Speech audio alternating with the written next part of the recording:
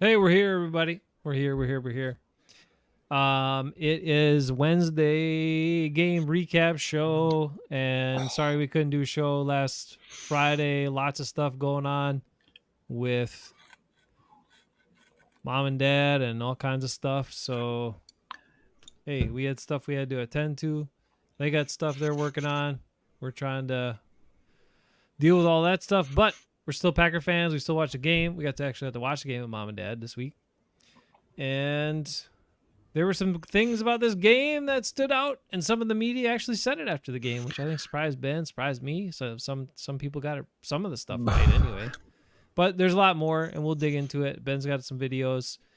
We got our truth telling to do tonight to tell you why the Packers lost. And there were a few people that kind of stood out in that department, but there's some good stuff too. So we'll talk about that too.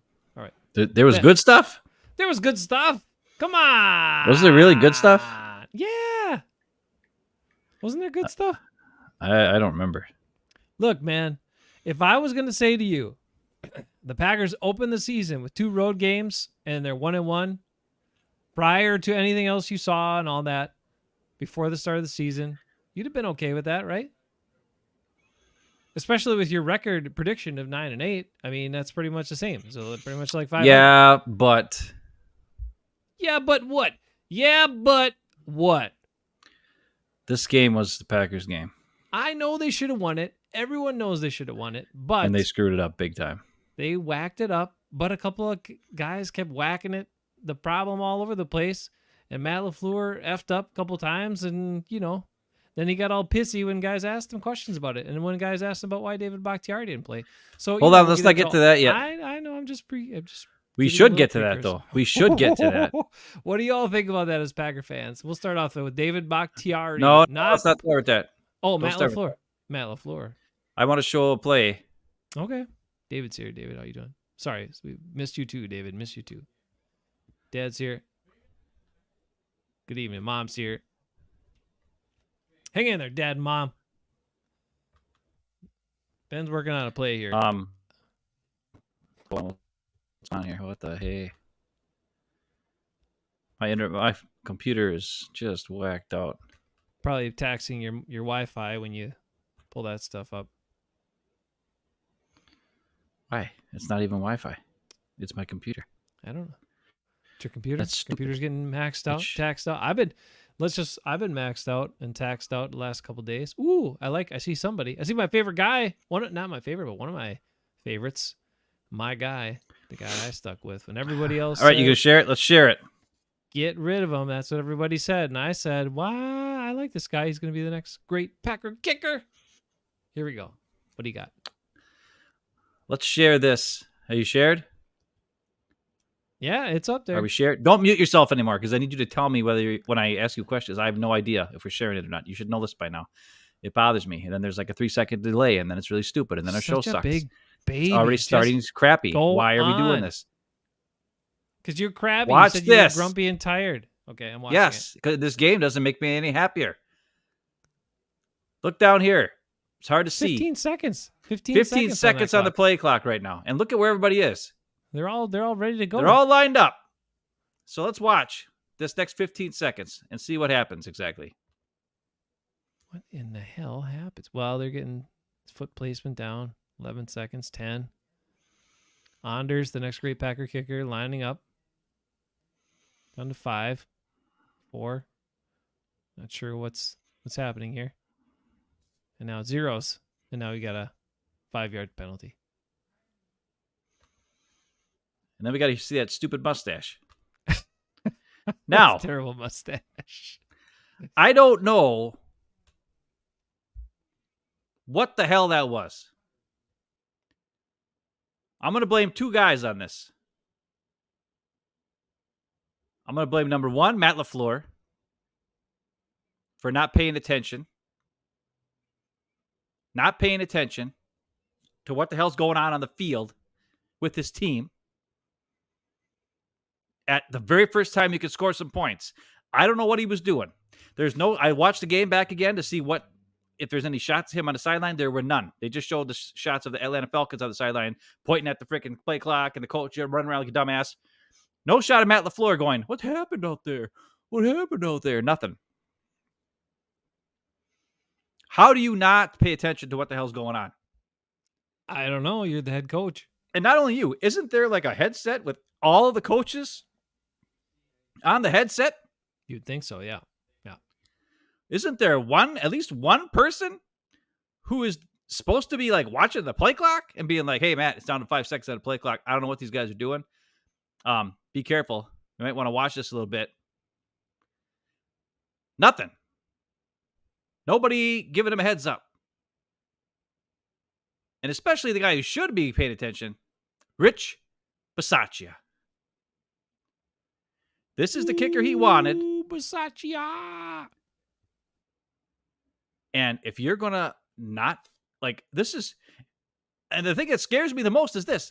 On Monday, or on Sunday after the game, Matt LaFleur said, that was a ridiculous penalty. It's stupid, blah, blah, blah. And I know everybody asked some questions about why did you punt that when it was 56-yard field goal? When the bottom line is, why didn't you call a goddamn timeout when the play clock was down to 2 seconds on your kick? I don't know if I'm acting weird or it's just you. I would have. You're fine as far as I can see. But Okay, well, you're really weird.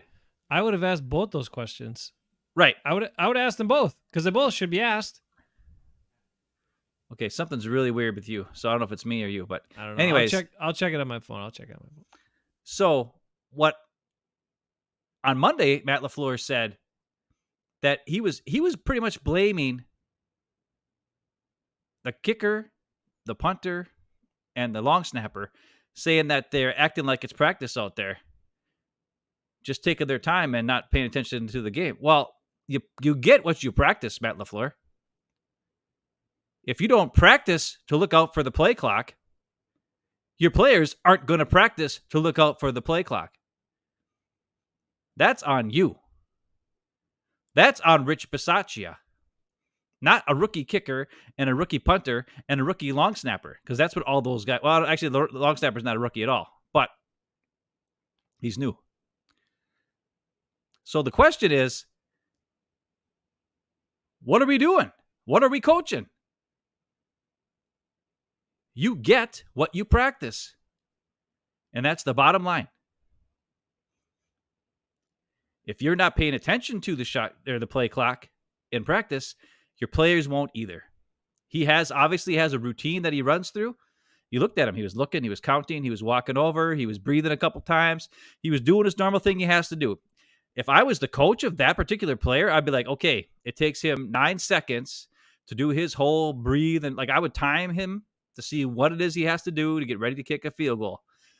And whatever it is he has to do, we have to make sure we start it at this time. Like, these are all things that should be known by Rich Bisaccia at the very least, and Matt LaFleur secondary.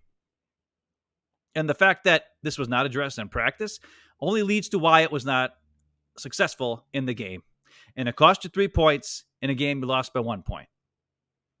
And, and Matt LaFleur was like, oh, hindsight's 2020. No. That was the first. He likes that. He likes that answer whenever it's convenient for him. That was the first drive of the game where you had a flea flicker that got you down there, and then you went nowhere after that. You actually went backwards because of penalties and crap. And if anytime you should be on top of shit, it's your first damn drive. Or maybe it's the second drive. I don't know which one it was exactly. I can't remember. But it was one of the first 2 drives. Actually, I think it was the very first drive because it was the first play that they did the flea flicker on. It was the first drive. So I blame him. Well, or Rich Bisaccia, one of the two. But I mean, you practice. Whatever you practice will happen in the game. If you don't practice and prepare your players for something like this, that's going to show up in the game. And it did.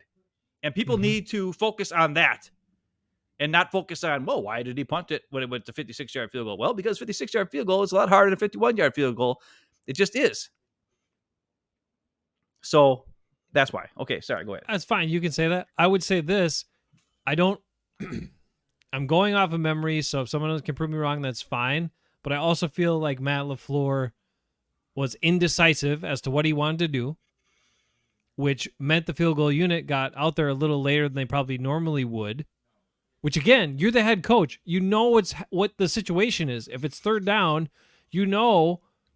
you basically know whether you're going to go for it or not. And you probably shouldn't go for it unless it's really, really close, but I still would just try to kick the field goal. Whatever.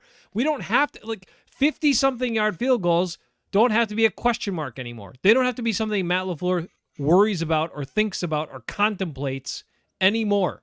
He can just bring his young guy out there with a big leg and let him kick it. And so he pissed around, was indecisive, which he often is. And then, like you said, the guys were all out there at 15 seconds. That's plenty of time to get a damn kickoff. But as you rolled the tape, the kicker holder weren't quite set at 15 seconds, so they were getting themselves in their routine, like you said.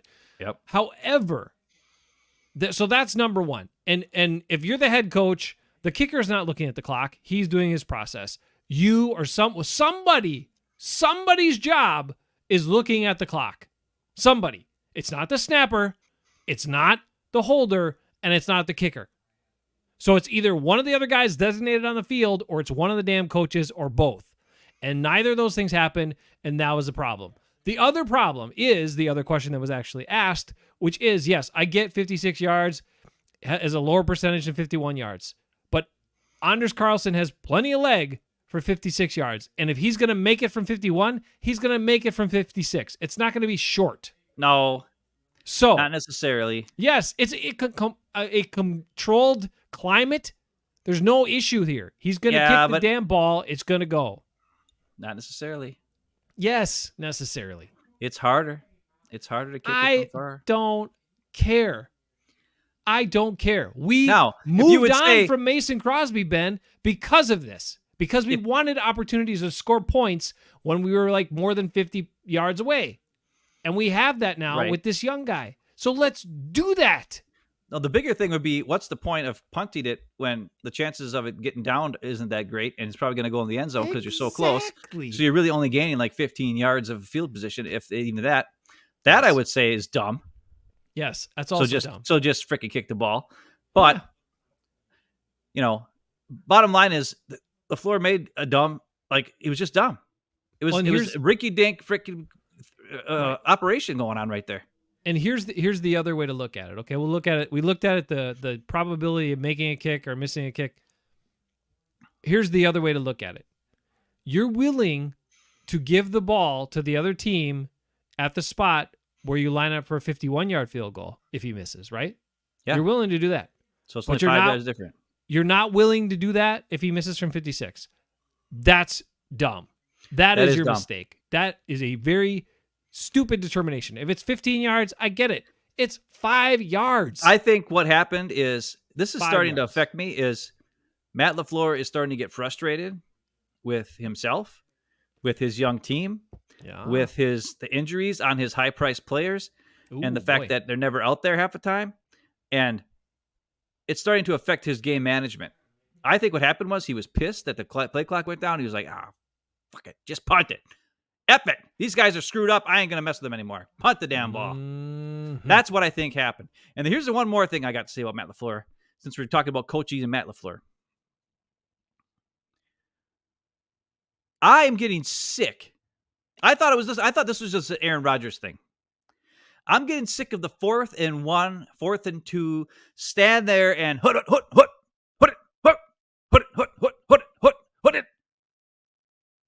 Green 19, hut it. Green 19, hut. And nobody jumps. You know why? Because they do it every fucking time it's 4th down. Rodgers did it for a fucking 1,000 years. And LaFleur's doing the same shit now that he's gone. Is he learning Just call a fucking play on 4th down and go for it. You know what the other coach did? This guy? Finger mustache guy who just kept rubbing his mustache like a weirdo and looks like a dinglemort with his mustache. And apparently every guy on his coaching staff has to have a mustache, apparently. That must be some Atlanta rule they have. What was he doing? Was he calling stupid freaking plays on 4th down? That we just sat there and go, hut, and try to get guys to jump off sides? No, he called actual freaking plays. Then he kind of sweated it out a couple times. He was like, well, he was nervous. Yeah, he was nervous. But he did it multiple times in the red zone. Freaking when they were already in field goal range, and they're like, screw it. We got to make sure they don't get the ball back. or even earlier in the game, he went for it on fourth down. And he called actual plays so that everybody on the field is 100% aware on his young team with his young quarterback that the play is called and that's the play we're running, everybody. But then when we got a 4th and 1, we do the hut crap, and then nobody jumps, and then we punt it, which is stupid. Or in Jordan Love's case, on when the game is on the line, you give him the option of giving some code word on the road, mind you. Yeah, dumb. In the fourth quarter of a game where we need to get a first down to stall the clock at least a little bit longer, if not to score some points, to get a better, more than 1-2 point lead. And you give him the option of maybe changing the call at the line of scrimmage. And apparently he said the wrong word or whatever. I don't know what happened. Love took all the blame, which is very credible for him. You know, I'm great. I'm happy that he did that because we all know Rodgers never would. But the bottom line is it should never have to come to that. Call the damn quarterback sneak.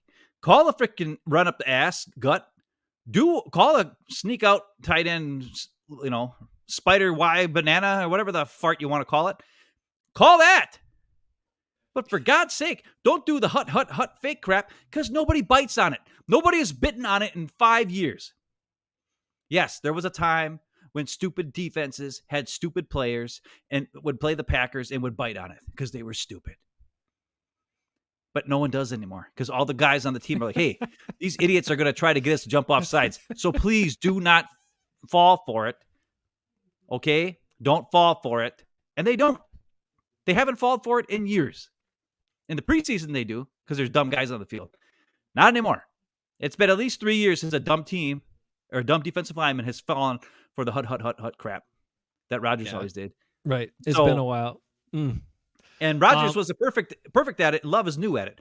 So for God's sakes, at least don't do it with him. Just call a goddamn play and go for it on fourth down if you're going to go for it on fourth down. None of this crap like this because then it leads to stupid. And you make your quarterback look like a freaking moron and your team look like a moron and you look like a moron. So those are the two things I have to say about LaFleur after this game that cost us the game. Stupid and stupid.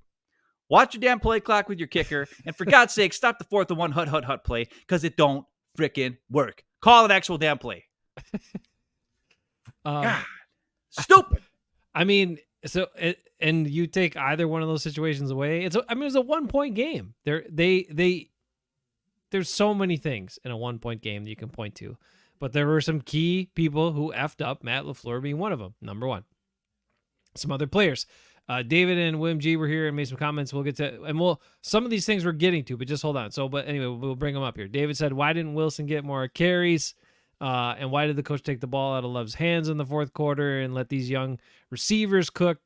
And AJ Dillon struggled to get yards the first week. He struggled to get yards some this week. I got video. We got video evidence to dispute all these narratives. The first week, he didn't. Matt LaFleur did not take the ball out of Jordan Love's hands. He didn't. Okay. On the drive in question, they ran for it on first. Well, I have the drive. Oh, you do? Okay. All right. We'll come back to that. We'll look at that. We'll have to. I have the video for it. We'll come back to it later. William G says this: such a frustrating game to watch. D couldn't stop the run or pass, and I would say some people couldn't, but some people could. Well, you tell me what you want to talk about, because I got video for one thing and I got video for the other thing. You start where you want to start. 4 videos. You start. So where you tell me. Start. These are my video topics. Here, all right. We'll give a little heads up. These are the topics of the videos today. All right. What do we got? Okay. These are the headline videos. You tell me which one you want to start with. The offensive passing game. The offensive running game.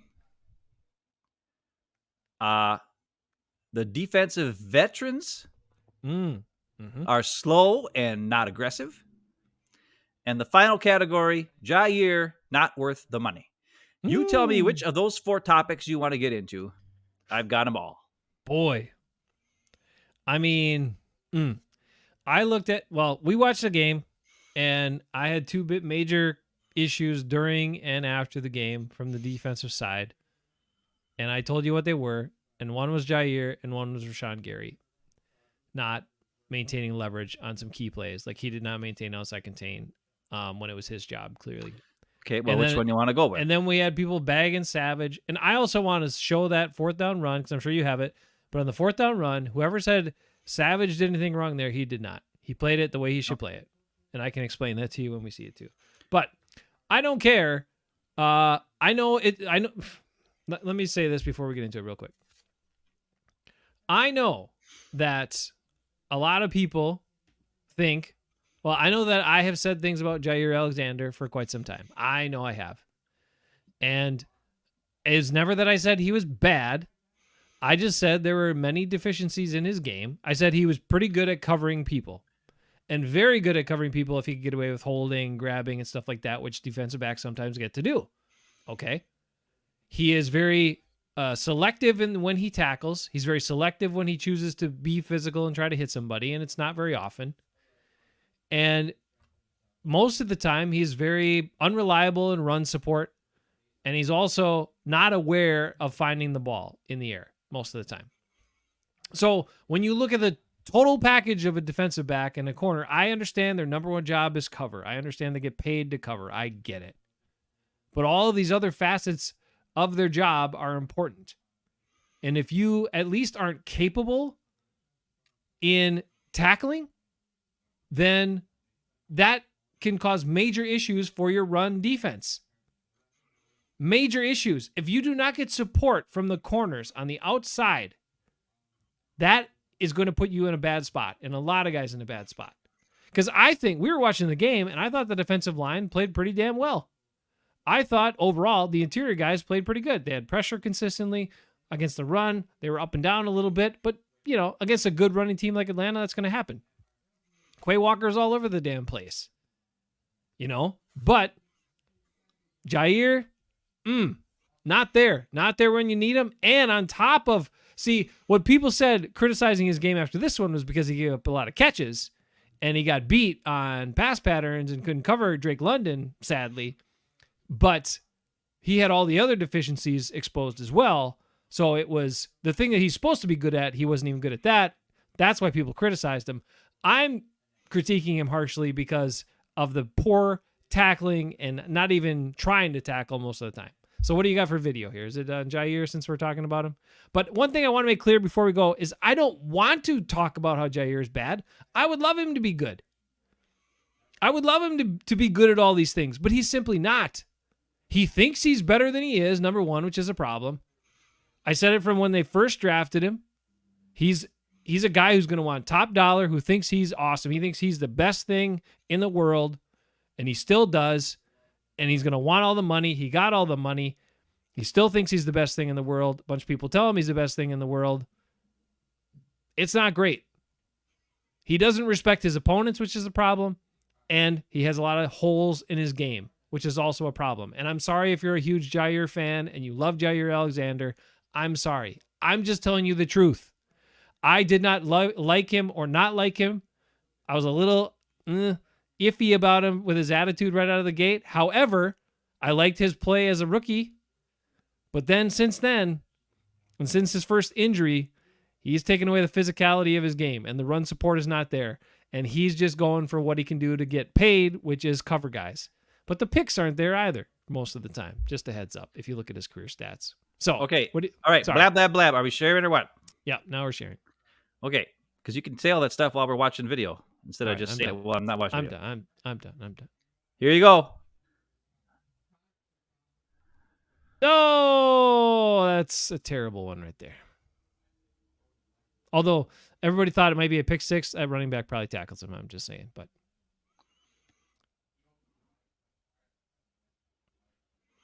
it was a good read. He read. This time he's aware. He reads London's steps, and then he sits on the first down marker, reads his steps, and goes right there. But he's not great at catching the ball. Number one. So Ja, not so much money right there, and not worth the money, as Ben points out. A top cornerback in the league makes that interception.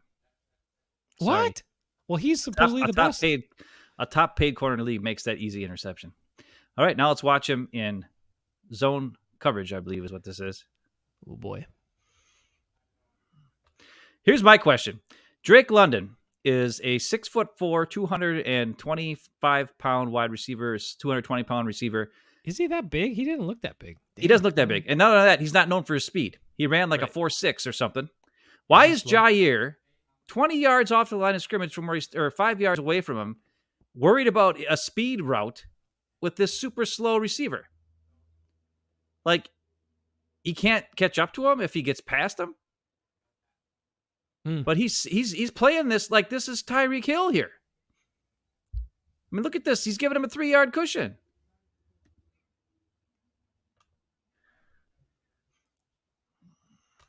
And once the balls have been in the air forever by at this point. Why does he have to roll and roll and roll? Why can't he stop on a dime and charge and break that pass up? Now, this is a high pass. And that's the other problem with Jair Alexander. He's a shrimp. And for some unknown reason, they decided. Now, the Atlanta has all tall receivers. Their other guy, number 18, was really tall too.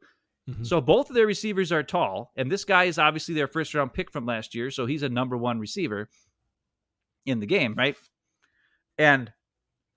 But Jair has no chance, especially but even if he was there right next to him, maybe he could knock it out after. But he's giving him a 3-yard cushion on a guy who has no speed. Oh, tough guy tackle there at the end. Yeah, real tough. I mean, that's a high pass. Yep. And he had deep help from Savage. Mm-hmm. So there's no reason for him to be playing that far off. But, what are you going to do? Right. Now, this is late in the game.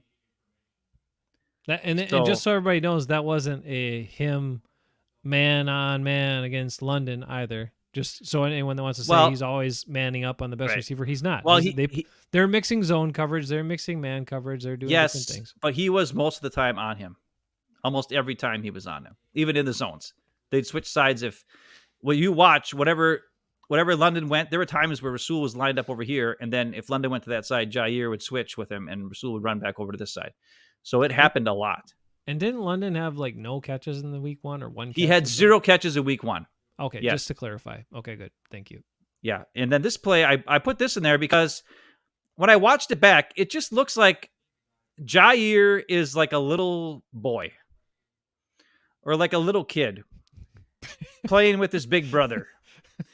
And from this angle, you can't see it. But when you watch it from the next angle, and he's got those sleeves that are so loose, so it looks like he's wearing clothes that are way too big for him. And he runs kind of goofy. And it's just, so when you watch it from this angle, watch how he moves. He just looks like a little kid. Look at him. And then he tries to chuck him there, try to get physical with him, and it didn't matter. It doesn't matter. Yeah. I mean, what he did right there was actually illegal contact. It should have been a penalty, but it was, we'll get into that in later. Okay. Now, this one just shows, and I showed that one first to show how small he was compared to this guy, or how little he played, or how he plays as a small player. He's not a big, imposing player at any stretch of the way. So the fact that he was in comparison, Keyshawn Nixon is also not big, but he doesn't play small. But he plays tough, right? Yep. But Jair's not a tough guy. He can't tackle. And in this game, he can't cover. He can't cover a slow, tall receiver. Like Mike Evans would school him. Mike Thomas would school him. Half the guys in the league are, let's face it. Equanimous St. Brown took care of him last year against the Bears. He can't cover that guy. So it has nothing to do. William G points out, should have had Rasul covering London. He's closer in size to him than Alexander. Well, Rasul can't cover everybody, William G. He can't. I'm just saying. I mean, who they should have had covering him? Carrington Valentine. Ooh, that's who should have been in the game. Who should have been in the game. Ooh. But that's not who the Packers played. Bold take. And this just shows you another play of why he's such a small little man. You're going to watch this. It's going to be a quick pass out to London. Jair reads it, and he hesitates. Right there you see how his body is behind his foot? As soon as London catches this ball, he should just keep going straight at him. He doesn't have enough speed or agility to get past you. But he's already, based on this, you see he's hesitating for a second. Right. Because his body is way behind his foot here. And his ass is back here. That's not a running position. That's a stop and go position. I'll bring it backwards a little bit so we can see it in regular speed. But and this is half speed, but you're going to watch how he hesitates for a split second instead of attacking, which is what Rasul Douglas would have done. Watch, he's going to hesitate, and then miss the tackle. Oh, sad. Because he hesitated. If he would have just went at him, he probably would have at least grabbed onto him. And then there were guys, Quay Walker was right there to help him. But that's just the way it is. And then on this touchdown, all right, so pause that 1 second. Small. Pause it 1 second real quick. So the thing with that is, too, that in all of those situations, right, when you see a good play made on those quick wide receiver throwouts or whatever, whether there's guys blocking in front of them or not, maybe it's just a one-on-one situation like that where they figure, like, we'll get it out to our guy and let him work against the one guy. The best, when you see those plays blown up, are when the defensive back attacks while the ball's still in the air, so the receiver can't, is still looking at the ball and just goes to cut their legs out. Like, you don't have to be a big physical, you don't have to be bigger, stronger than that receiver trying to tackle. You got to attack, fly in there, cut their legs out, and be done with them before they can even turn around and get set and figure out what they're going to do. But when you wait, when you piss around, you end up doing stuff like that. Not everybody. Some guys don't, but a lot of guys end up missing the tackle, especially corners, because they're not the best tacklers, most of them. But we do have one that's good. All right, let's get back to it. Now, this play you're going to watch, Savage is going to cut off this flat route. Does a good job of taking out Robinson. And Jair just gets overblown. He just doesn't have the strength or the size or the arm length to get in there and break this pass up. He's too late. He's too busy, like, running sideways and acting weird to get his hand in there. Get your hand in there, be violent, and knock the ball away. And then he's calling for a push, even though he was pushing him before. Well, he kind of got pushed a little, but what do you expect? It's a big guy. Yeah. Now, this is the flea flicker play. Ooh, and we always wondered, well, how did that guy get downfield so wide open? Well, let's watch Jair on this play and watch 18, who's the guy who's covered on this side. Rudy Ford is coming down here. He's got to worry about all this stuff going on around in here. Jair's got the back corner. That's his job. Watch Jair and see what happens as to why 18 got so wide open. Jair sees him, and now he sees, oh, crap, it's a flea flicker, and he realizes, crap, I'm screwed. I let the guy get past me. And he's going to start to chase him. Then he's going to stop and look in front of him, and then he's going to be, oh, I guess I'll chase him. And then he's going to be 10 yards behind the guy. And then we all know Savage, who should have intercepted this ball. I don't know. He has zero awareness. And even his he's right there. Just jump up and catch the goddamn ball, or at least knock it down. I mean, come on. What are you doing? And Jair is, look at him. Now he stops and looks back. I don't know why. Maybe so he wouldn't be on the TV screen, so people think it's Savage's fault. Probably. That's not Savage's fault. That's Jair's fault. That's a vet play right there. Stop and stay out of the screen and out of the play, and then you don't look like you're the problem on that one. Right, and then he makes no reaction to the play, as if like, oh man, I screwed up or anything. He just was like, oh hey, what happened? And so Savage is covering from way over here to try to get in the way of this flea flicker. So he really hauled ass to get back there. But I mean, when you look at where this ball is, Jair is not even anywhere near him. Look at him; he's way over here. Wow. And Savage should have freaking knocked the ball down. He should have, but you're right. He came a long way. He just jumped a little too early and got a little funked up. But Jair needs to be on that and not make that mistake, because he didn't play his discipline, and that's another problem with some of these guys not playing their disciplines. And when you don't, you end up giving up stuff like that. Now, there's a couple things you're going to watch on this play. This is the fourth down play in question. The big play of the game here. If we make this play, we win, right? If we make this defensive play, we win. What I want you to watch is, you're not going to see it, but Atlanta did this continuously throughout the game. They would run to the line of scrimmage and snap the ball early on the play clock. They did not wait until there was 5 seconds left of the play clock. Sometimes they were snapping it with 20 seconds on the play clock. And as we were watching the game, we were watching it, hanging out with mom, dad, talking, whatever. We didn't really pay that much attention to the intricate things like that. But the fact that they rush to the line of scrimmage and get lined up, take a look at the Packers lineup before this play starts. All right. If you look at this hash mark here, you see my big yellow thing, right? My yellow cursor. Yep. Please don't be muted. Thank you. The center is Right here. He's got his hand on the ball. Wait a minute. Why is this illegal formation? No, because they I got think two this on is. I think this is an illegal formation. This is an illegal formation. I don't know about that. Holy shit! This is an illegal formation. Oh, because there's nobody outside the tackle? There's nobody outside the tackle on this side. The center is right here. You got 1, 2. On this side, you got, this is the center, right? Yeah. There is nobody on the outside of the tackle. You get your 5, 1, 2, 3, 4, 5, 6. This is a tight end, but he's lined up at left tackle. Can the center not be in the middle? No, the center is the middle, but he has to be in the middle, right? There has to be an offensive lineman here, right? No, I mean there can be a no. But I'm just at tackle. I don't know that right. you need to have. Do you need to have someone outside the tackle? I'd have to look at that. I don't know. I'm pretty sure you have to have both ends have to be on the line of scrimmage. You have to have. Yes, you need to have 3 people on each side of the center on the line of scrimmage. That's why there's guys off the ball. This is an illegal formation. Holy crap. Is anybody talking about this? I don't know. You look at this. 1, 2, 3. That's the center, right? Yep. 4, 5, 6, 7, 8, 9, 10, 11 is the quarterback. The center is here with the ball. They're all this right is there. illegal. This is an illegal formation. I was wondering because I was looking at it. I was like, wait a minute. Because when they snap and they get to the ball, this ruins the whole defense, right? You got Kenny Clark. You got another big guy here. You got another big guy here, Devontae Wyatt. All of our 3 big guys are right here because that's where the center is. Right. And then he's got 1, 2, 3, 4, 5, 6 blockers on this side. That is illegal. This play is illegal. Holy Uncle Jack. Think Matt LaFleur figured that out yet? Probably not. All right. Has anybody figured this out?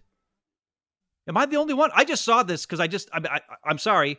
I just, for some unknown reason, I could tell NFL you were Plus shocked. I could tell couldn't get me. Like I just found this. I just was like, okay, I'm going to watch this play and record it real quick and edit the video and put it on there. But I didn't actually watch the play. You know, I knew what happens. So I just like, okay, well, I'll see what happens when I watch it. But that's an illegal formation, 100%. There needs to be somebody on the outside of this line of scrimmage. Because it's a tight end, it fooled everybody. I'm almost positive. I could be totally wrong. Somebody in the comments tell me if I'm wrong. But I'm almost positive.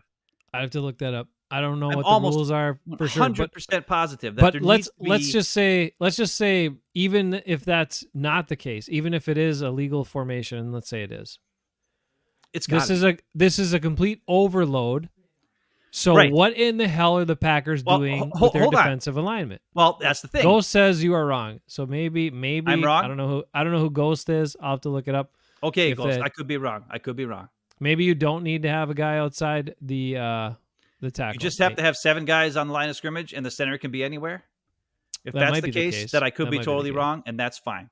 But the fact that if that is the case, what are the Packers need to adjust their alignment here? They're heavy. Okay, but like I said.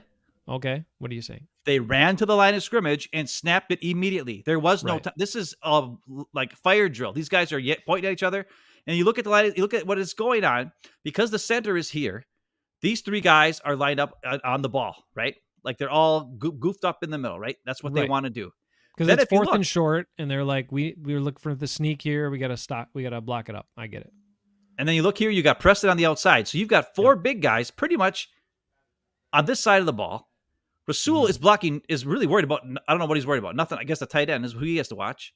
Right. Over here, you've got Rudy Ford. And then you got Quay Walker. And on this side of the field, we've got Jair, 1, 2, 3, 4, 5 guys being blocked by 1, 2, 3, 4, 5, 6 guys. So I don't know if this is illegal or what it is. I don't know. But the fact, whatever it is, it's either really smart or it's cheating, one or the other. But the bottom line is we have more guys to block over here than we have players that can make a play. And that's why it worked. So I just wanted to point it out because when I first saw it, I was like, man, there's a whole lot. And they got the line of scrimmage really fast. And I'm like, man, there's a lot of guys over here. It's just, and this, you would think as a defensive lineman, yeah, we got to crouch up this here. It could be a quarterback sneak. It's 4th and 1. Right. These guys have to be here. That makes perfect sense. And because they got the line of scrimmage and snapped the ball really fast, our secondary is kind of out of wax, right? Rasul's got no reason to be over here, really, other than to cover the tight end. And if he is over here to cover the tight end, then Rudy Ford should probably be more over here. And that sort of thing. Can I say and then when you one watch, thing? yeah, I'm gonna say one thing here. Now, do the Packers have any timeouts left here? I don't remember. Yes, Probably. They did. Yes, they did. And there are, I mean, how many coaches do they have? Well, I'm going to tell you this. This is a recurring theme. How many coaches? They get and how many people and how many coaches did they have on the staff? Okay, now, if this is the situation, if you come up and you see your defense not lined up properly, like there's a lot going on. Somebody's thinking about this. Somebody's thinking about the next play. Somebody's thinking about the next call. Somebody's thinking about blah, blah, blah. Okay, fine. But there is at least one person, if not multiple people's jobs that are watching what's happening on the field. And if they see their guys not lined up and not ready, and they see this big shift, whether if this is legal and they just see an overload to that side and we're not ready for it, you know who can do something about it? A coach who recognizes it, calls a timeout, and talks to his damn players and says, look, guys, this is the defensive call, but did you see what they just were in? If they're in that again, we got to shift. We got to rotate. We got to bring one of the big bodies to the other side so we're not out of whack and we can defend this. So here's another coaching example in addition to the player example. Well, and like I said, though, it happened fast. Right. Like really fast. They went up there. If you watch this at full time, it's like they all run up there, they all get down, they set for a second, and they go. And the Packers are just kind of getting in the right spot or where they are going to be in this play. I get that, but I don't care. This is... Sorry, I know that at that point in the game, they also wanted to keep their timeouts in case, blah, blah, blah, all that stuff. This ends the game. You make this stop, you end the game. This is the most important play that is going to happen in the remainder of the game is right here. So you use your damn timeout. I don't give a rip. And the saddest part is, look, you got 1, 2, 3 guys over here just doing nothing. Yeah. On the top of the screen. And they're double teaming here to get the seal. The wide receivers are double teaming here. And it leads Savage to try to get through this mess. But 70 is going to take him out, and we need Quay Walker to get over there as fast as he can, and he does not attack it. He actually kind of goes more laterally instead of aggressively at it. And Jair doesn't even move. Why is he backing up? It's clearly a running play. You need to stop this. This is the game. This is the game. Who on that defense is playing, like, look at this defense right now. Who in the defense is playing like this is the game? This guy right here, whoever this is. Darnell Savage is. The big guy in the middle are. The guy in the backfield here that got knocked inside is, because he attacked. You got to penetrate and attack. And if you miss, you miss. But you can't give up the first down here. This is where you must stop them. Unbelievable. And this guy did a good job of double teaming here and getting off the double team to pick off Savage. Because originally he was helping double team on the outside linebacker here. And Quay Walker needs to be aggressive here. He needs to swim move this offensive lineman. He should have kept going. And he slowed down. He went like laterally. I don't understand it. Like, it's 4th and 1. You have to attack. That's Kings and Igbari. And Jair backing up there. What is he doing? What are you backing up for? There's no way it's either that he is so unaware that he cannot identify that it's a running play, which should not be the case because the ball was handed off way before, or he just didn't want to get involved. And then that pathetic attempt at a tackle there. Anybody that's given Savage a hard time for that play, Savage did exactly what he needed to do. He attacked, He took on the block and he forced the ball back inside to help. That is what you need to do. When you are when you got guys in your face and there's a blocker coming at you, yeah, you'd love to make the tackle, but number one, you got to maintain outside leverage, make sure that guy doesn't get outside, force him back inside to other defenders. That's your job. And Savage does it really freaking well here. The other thing is this cheap son of a gun trips Kenny Clark, the center. He just falls down and trips Kenny Clark and takes out all three of these guys. Where Kenny could have maybe taken out that back, like could have gotten in there because of this double team. Now he's slow, but there was a line here to get in there. But Wooden did a good job holding up against this double team. It would have been nice to have Devontae Wyatt on that side because he could pursue. But he's way on the wrong side. God dang it. Well, look at this son of a bitch. Yeah. I mean, he's cutting Kenny Clark at the knee when he's engaged in a block. That's a penalty too. God dang, this is just making me even more mad.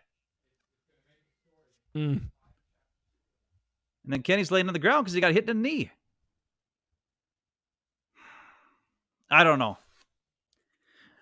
I will say this. Atlanta continuously would come out of the huddle, run to the line of scrimmage, get set, call the play, and go. Or they just go. Like they weren't screwing around. Oh.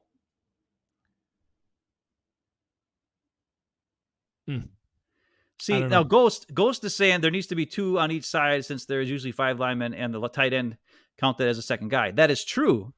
But usually there also needs to be an end on the outside of the offensive line. Yeah, that's true. That's an illegal formation.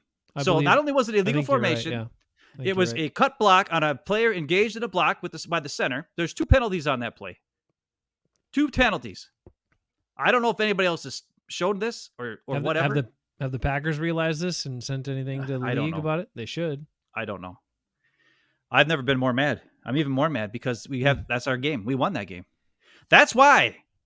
That's because I watched the game back and that coach, Smith, made that weird face before the play even started. He did. He made a weird face before the play started. It wasn't after. When he went like this. Was it because he realized he had everything screwed up, like the wrong formation? Yes, I think he knew it was illegal formation. And then they never called it. Holy crap. Because I don't know. Maybe I'm wrong. Somebody tell me. I don't know. I'm pretty sure. Back when I played in high school, I will say this. There were times that we had a formation where we had the tackle from one side tackle go to the opposite side, and I lined up at tackle on the other side at tight end. And I can't remember if there was somebody outside of me or not. So I can't really help you on that. I just know that there are times people will line up the tight end at a tackle spot where you're technically the tackle there. But I can't remember if you're required to have somebody else at that tackle on both sides. I can't remember. So we'd have to look it up. I'm almost positive. That's the whole point of it. If you are, it's a great call. And it's a ridiculous call that nobody said anything about that or noticed it. Goes back to coaching. I mean, there's a whole bunch of second. There's a whole bunch of coaching things there, Ben. Dude. I get that. In real time, when you watch the game back, it's like boom, boom, boom. Like it's not even like within 1 second the ball snapped before anybody knew what the hell was going on. But part of this also goes to this point, which is NFL coaches, not just NFL coaches, but coaches in general in football are so concerned about timeouts and using their timeouts for their offense and all this sort of stuff. But if it's like, you have to understand, they talk about situational football all the time, Ben, and the players have to do the right thing in situational and complementary football. That's all I ever hear. That is the situation the coach has to understand. This is a 4th down play. We need to be right. So this is worth a timeout if we're not right here. And the Packers clearly were not right. They weren't set. They weren't lined up. They weren't overloaded. They weren't ready for the overload. They had 3 guys on the right side doing nothing. So there was almost no way they could stop that play. It would have taken an incredible play by somebody to stop that play. So even though Jair backed up and made a half-ass attempt at a tackle, they didn't have much of a puncher's chance on that one because their coaches didn't make him ready for it. They didn't give him a chance. David wants Packers to try Yeah. that this week and see what happens. Maybe we'll see, David.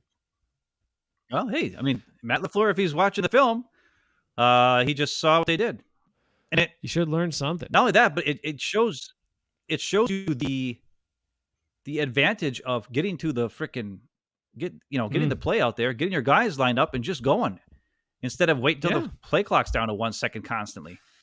I mean, I wish we why, did that why? so much more. Well, yeah, well. And Rodgers is gone now, so we shouldn't have a reason why we're doing that. We should be playing up tempo. We should be aggressive. We should be able to get out of the huddle, get everybody lined up, and go before the defense is set. Catch them on their heels. That's the whole point. And that's what they happened to. That's what Atlanta did to us multiple times in this game. That's another reason why the defense was terrible against the run. So I got some more defensive plays if you want to share them here. Okay, you got me ready? Yeah. Yep. Okay, we're gonna look at some. This is some of the run game. This is some of the issues that we had in the run game. This is another one of those times where we got 1, 2, 3, 4, 5 blockers. We've only got 1, 2, 3, 4, 5 Packers on this side over here. Now we do have Quay Walker who might be able to get his butt over there, but he's kind of like the last guy, right? So we've got enough blockers for all the guys we've got. Plus, let's face it, this guy's way the heck back here. Over on this side of the field, 1, 2, 3, 4 guys. 1, 2, 3, 4, 5, 6 guys. Makes no sense. I don't understand it. There's only 2 eligible receivers on this side, yet we have 3 defensive backs on this side. This side, we have 2 eligible receivers. We have 2 defensive backs and a linebacker. Now, you might say, oh, it's split right down the middle, Ben. Quay Walker is your middle. You got 4 guys here. You got 4 guys here. You got 2 defensive linemen. It's even down the middle, right? What's the problem? The problem is understanding who your guys are and where they're at in the formation. And because you're cheating to this side, mostly because you have defensive backs on this side, it allows the play to go to this way. Now, we actually get kind of lucky on this because I think this guy's going to come across the other side. But this is more about Devondre Campbell. Now, as this play starts, you're going to watch Pitts, for some reason, is coming across this way, which gives us an advantage, actually, on this side, except for the fact that all the offensive linemen and the tight end are all flowing over to the left, which takes 1, 2, 3, 4 guys pretty much out of this play. And if anybody does come back, they're going to get cut back off by Pitts. So you're talking 1, 2, 3, 4, 5, 6, 7 dudes to block 1, 2, 3, 4, 5 dudes, 6 dudes over here. So we're outnumbered again. And then we got 3 guys standing around doing nothing, which is fine. I mean, you got to look out for the flea flicker and all this other stuff, which happened in the game, right? I understand that. And the key to this play is right here. There's one guy who's not going to be blocked. There is a player right here, 60, I think it is, who's coming up to get Devondre Campbell. But Devondre Campbell should have enough speed to get to the outside and make a play over here.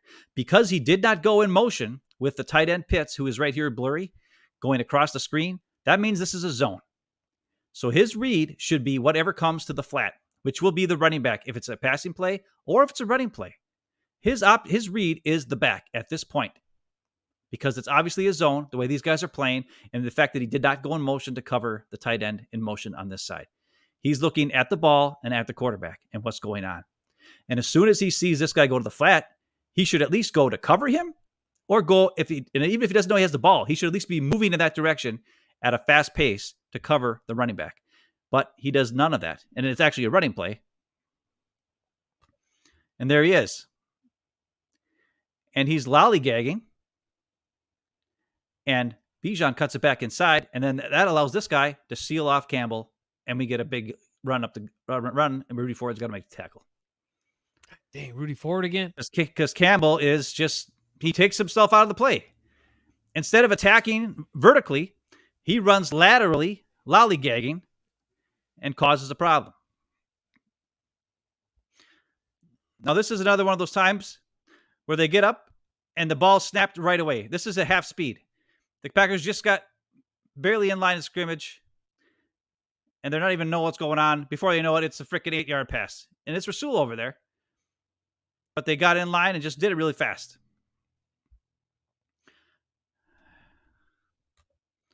I don't know why this has been for years, and this is multiple defensive coordinators too. I don't understand it. I don't understand why they're not set as a defense. If they're trying to be sneaky and not give away what their defense is, I don't care. Get lined up and freaking be ready to go. Because the other team, as soon as they're lined up and the center's got his hand on the ball, they could snap it at any second. What the hell? It's basic Okay, stuff. I must be totally wrong because this is a totally different play. Or no, this is the same play. 4th and 1. No, it's the second quarter, and they're in the same exact formation. Because the center's here, there's 2 guys on the outside. So I'm totally wrong. I apologize for freaking out, everybody. I'm an idiot. Because they did it earlier and nobody called it. But it's the same situation. So not only did the Packers see this in the first half and not adjust, they didn't adjust to it in the second half. Wow, that's If they should see this happen again. And players should know this. It's the same exact formation. Same exact play. Jesus Christ. Same exact play.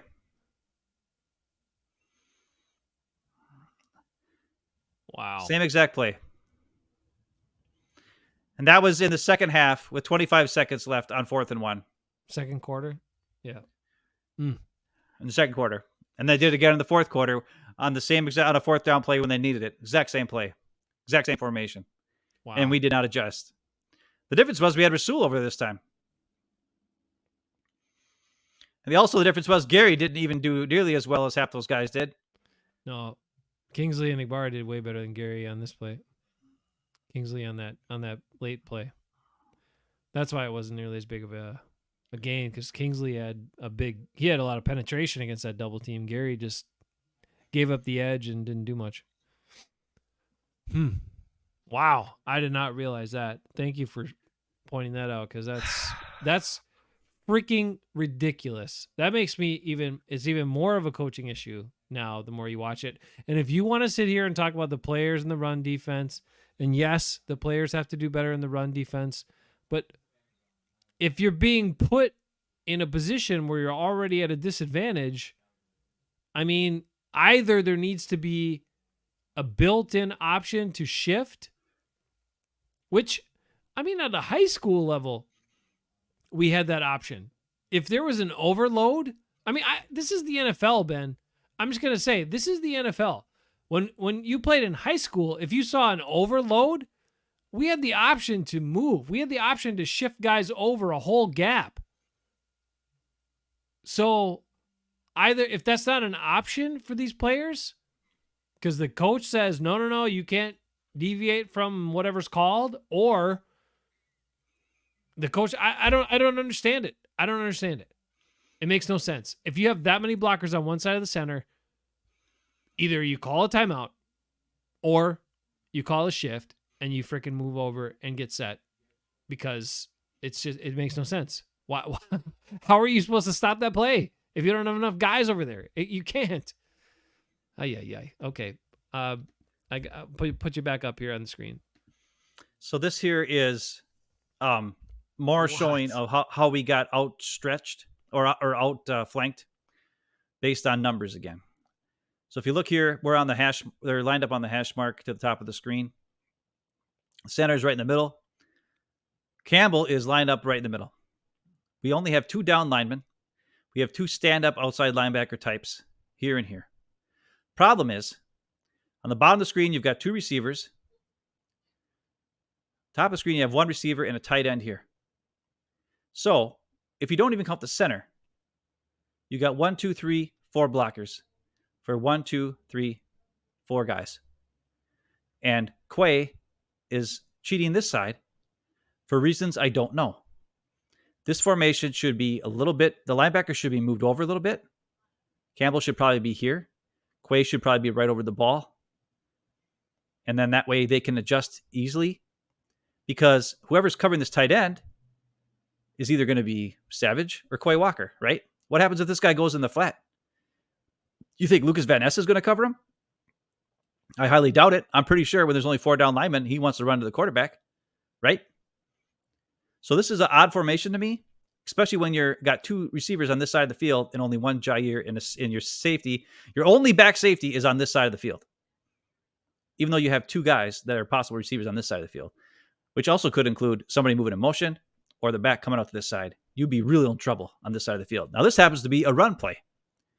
And the reason why I'm showing it is because right here is a giant ass hole, and Campbell just stands there and doesn't shoot the gap. The hole's there. Nobody blocks him. He doesn't shoot the gap. He doesn't shoot it to get inside. And I don't know why. And the guy runs for 8 yards. This isn't even Bijan Robinson. This is the other guy, Algiers.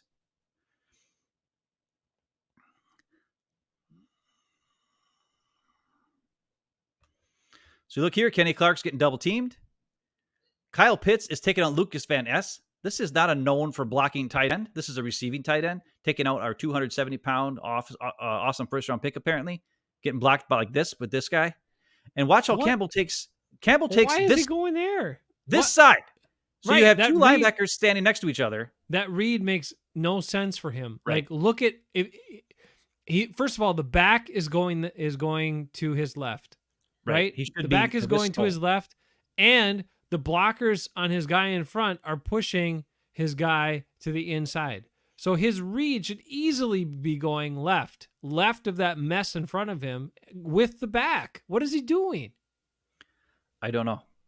I mean, The only it's thing not I like can it's think of not is- his first day in the playing run defense. Like, he's been in the league Well- forever. Like, what the hell? The only thing I can think of is he's supposed to have this gap. Quay Walker is supposed to have this gap in the running game. And then I guess, No, this The guy's supposed to safety come would- running no. safety up here. No. I don't know. no, they would not assign the safety. That's one good thing. And about- Savage is way in the back here, like Yeah. doing nothing, by the way, Yeah. just so everybody knows. Yep. Okay. Sorry, I didn't mean to get But so upset. it's there, just but it kinda doesn't make ridiculous. any sense. And now look at this hole. I mean, I could run through this hole. And now Rudy Ford has got to adjust to the inside because there's no help. So he's running at full speed, and then he has to kind of stop because he kind of took a bad angle, or I don't know what happened. Campbell's not even there. Quay Walker's got to go like this to try to catch him. This is going to be at least a 5-6 yard gain, right? Well, it's an 8 yard gain. Because why? Hey, Rudy Ford's in on it again. Why are we doing this? Why is there can't, nobody like- on that side of the field when there's obviously a tight end there to block and there's no one there to pick it up? And this is the third quarter against a known team that loves to run the ball, and we're playing 2 defensive linemen on the play. I mean, look at this. You could drive a truck through this. And Campbell, that's the other hole. That's not even the big one. The big one's even bigger than that was. Look at this. I mean, nobody is anywhere in there. Wow. Yeah, and Venice. So is that the coaching or is that the player? Now, it's obviously not successful to only have 2 down linemen against a running team. Right. But here's the worst part. The very next play, same exact line, same exact formation, same exact defensive formation. They do the same freaking play again. And they get an easy first down. Because guess what? There's nobody here to freaking get in this hole. Rudy Ford is sneaking up the best he can. But you're not going to stop him his first 2 yards because they do the same play. Double team Kenny Clark, seal the block in Van Ness, and then Van Ness gets hurt. This is the play where Van Ness gets hurt. 2 plays in a row. And Campbell did We the didn't exact learn. same read. He read inside again. I don't understand. So if that's- that's what they're supposed to do, it's then dumb. then that's coaching. Then that's a problem. But it would not appear that would be what he should be doing. I don't understand it. And that's why our run defense looks so bad. And the weird part is those 2 runs were by Tyler Algiers, who we held to just under, or like he's just about 3 yards per carry. It was Bijan Robinson who killed us, right? Yeah. So he had 12 yards on just those 2 carries. So you're talking the rest of the game, we did a good job against them. And after this, of course, the next drive, then we had 3 down linemen in there, by the way. And they tried a bear front for a while where they had 2 defensive linemen, the 2 outside linebackers, and then 3 freaking inside linebackers where they had Quay and Campbell on the outsides, and then McDuffie was in there, and that Right, didn't I work saw either. that. Yep. So they tried all kinds of things, and none of it made any sense because none of it stopped anything. Like, I don't know. Like, if you're trying to stop the run, put your 3 big dudes in there. You're playing a 3-4. The problem is we don't have 3-4 outside linebackers on this team. We have 4-3 defensive ends playing 3-4 outside linebacker, which means all they want to do is run the quarterback. And that's why we can't stop the run. Because we either are playing a 4-3 with guys who aren't big enough to play defensive end on the outside and start at a linebacker position standing up instead of down on in a 3-point stance to get a good jump on it and start smacking dudes. Or We play a 3-4, and our two outside linebackers can't cover, so we know, and the opponent knows, oh, we can just throw it to the flat, or we can take advantage of this because these guys, we'll pass it, and they're not going to cover anybody. We know they're coming. So we'll just take advantage of that, and there'll be a bunch of open holes to pass in. And that's the problem with this defense. The players are not designed to run this defense. None of these guys, we don't have a Clay Matthews. Clay Matthews was fast and quick and could do things. He could jump back in coverage if he wanted to. Matter of fact, I thought his best years when he had to play the inside linebacker for a while. He played awesome. But he could back up, and he did a couple times, and he jump up, knock passes down, whatever. So those are the problems. Now we're going to get into the Rashawn Gary problem. He's too slow. He's not ready yet. He's back from his ACL. He's got the strength, but he doesn't have his speed. Ritter is he's fast, but he's not like blazing speed fast. But he gets away from Rashawn Gary, and he makes Rashawn Gary look like Kenny Clark. Look at this rush here. Rashawn Gary gets him, and he just can't get there. He looks about as fast as he always is. He's never that fast. He tries hard. I don't know. Preston Smith looked faster than him. He tries hard, but he was never that fast. I mean, that's the thing. Gary's not that fast of a guy. He's just not. He's not even in this picture. That's how far behind it was. He looked closer from that other angle. He's not even 4 yards of the quarterback. He was so slow on that play. And this play is the same thing. I guess he reads that play. He goes to the run first. He reads it properly. Then he takes a bad angle. Sucked inside. Gets beat to the outside.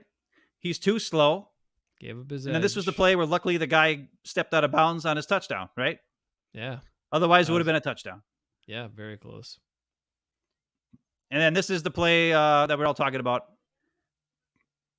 where Rashawn Gary goes for the Bijan outside more. What is he doing? You have to maintain outside. And now we've got that is your primary responsibility in that defense in that moment. And has to stay here to cover this guy, because if he would attack, this guy's wide open. So he has to stay there. He can't leave. Even though he sees it happening. Savage behind this there. Is Savage. He's got to stay there too. Stay there. He's got to cover that guy. Yeah. All the guy in the other safety in the middle's got to stay there. Like Rashawn Gary just stop. If Rashawn Gary maintains outside leverage there, look at the two guys coming unblocked from the inside in pursuit. Mm-hmm. Okay? That's why. Okay.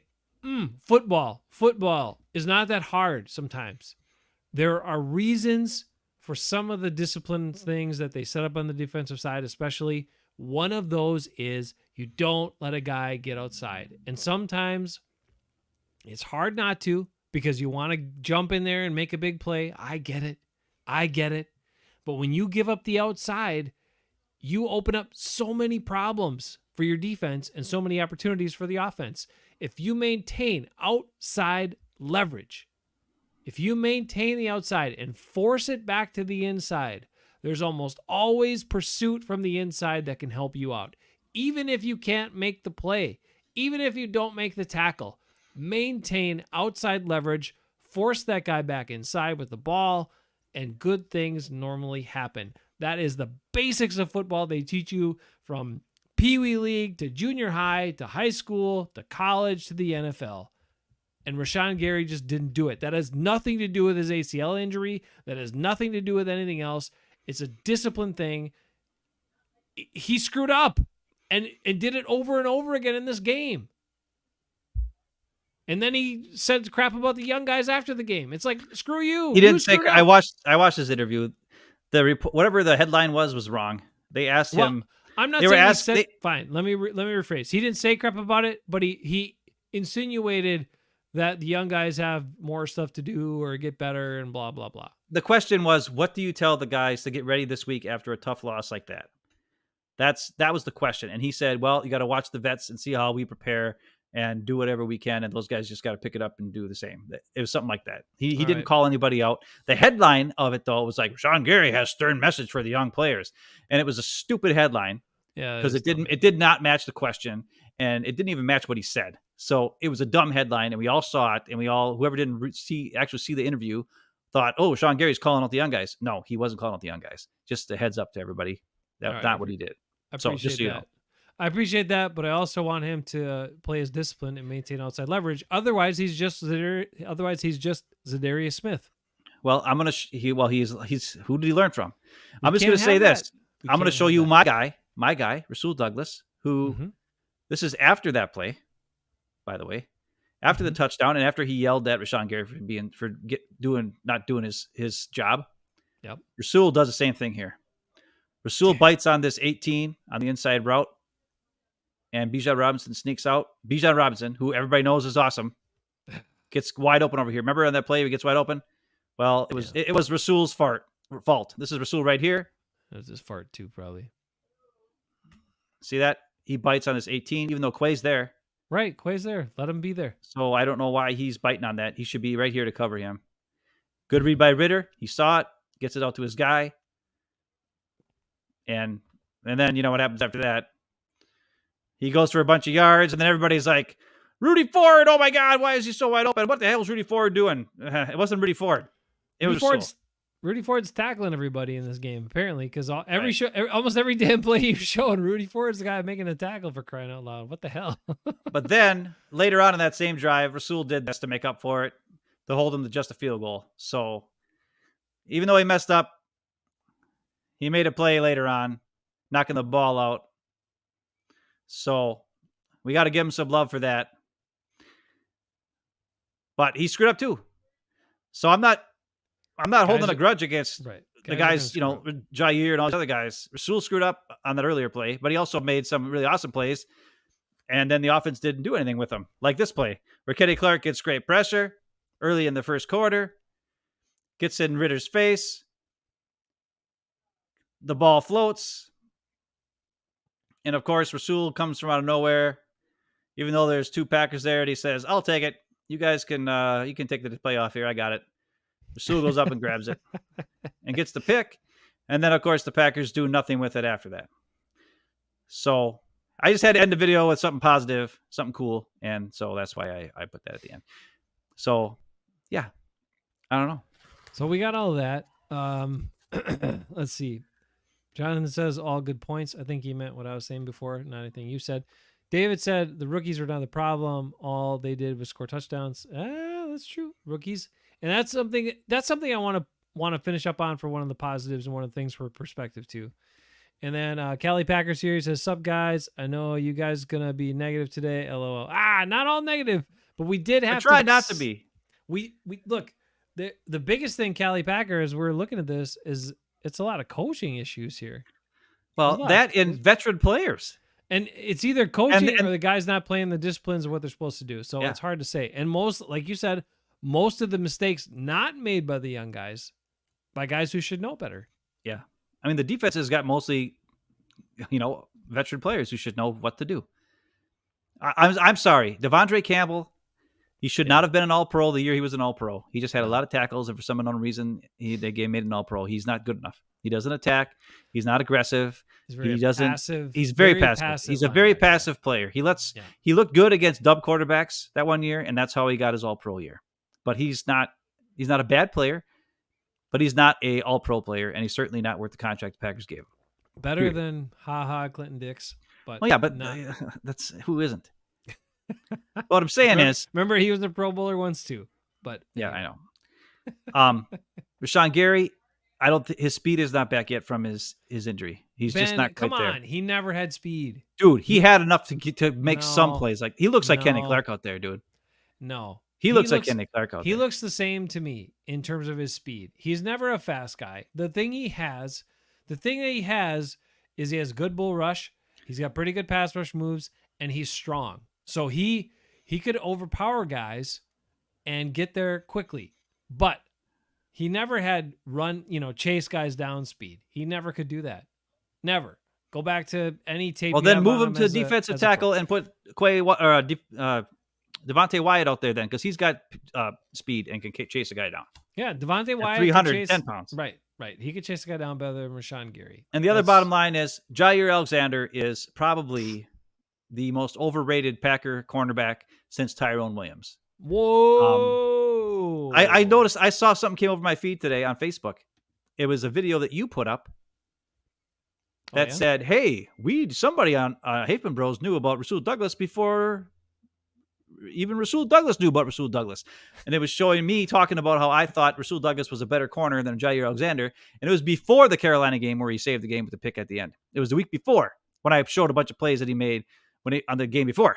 And then he went and played against the Cardinals, of course, and then saved the game with that pick against AJ Green because AJ Green never turned around and he just picked it off and won the game, right?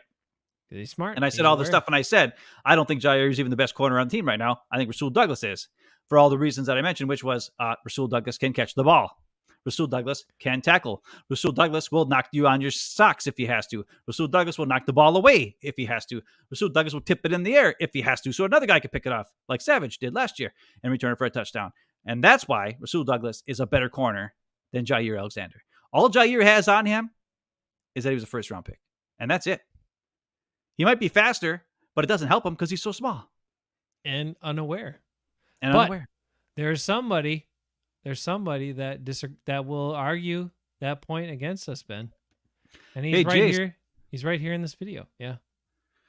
David said somebody cut us off probably because of all the video I was showing. Oh, did they? Are we back on? I don't know. Let me see. I'll check it out. They probably let us back on. That's because I wasn't using the all 22 video. I was using the game video. Oh, I couldn't help it. Oh, damn. NFL Plus doesn't get me the freaking videos fast enough. Nah, we're back on. We're back. Okay. We're back, David. Jonathan says Bears still suck. Well, that's somebody true. Turned us in. Who turned us in? Who's the bastard that turned us in? Who did it? Callie Packer, you dirty dog. Anyway, you dirty dog, Callie Packer. What the hell? Probably one of those Jair fans. But here's the point. Here is a little somebody that argues the point against us that he is not as great and says he is great, and that's this guy right here. If you haven't seen this, you should watch it because it's disgusting. Who are the toughest receivers you went up against this year? Man, ain't nobody. First of all, ain't nobody tough that I feel is tough. You know, because if a receiver beat me, it's probably something that I did. All right. I jammed his ass to the ground. He mad as hell. Hey, you ain't open, boy. You ain't open, boy. I know you want an autograph. Are there any other corners, guys that you think are on your level? Yeah, man, I really watch a lot of film on number 23 for Green Bay. Dude. Oh my God. This guy is Tyrone Williams reincarnated. I wonder how much film on 23 for Green Bay he's watching from this week. I bet he's not watching much because if he is, he's crying. He got his ass kicked, and I just showed it all. He fucking sucked. I've been saying the F word all night tonight, but I'm pissed. I can't stand it when guys get said that they're the best and they're all the best and they're the best and the best, and they're not the best. They're not the best. Is he a good player? Sure. Sometimes. But he sure as hell isn't a top 10 corner.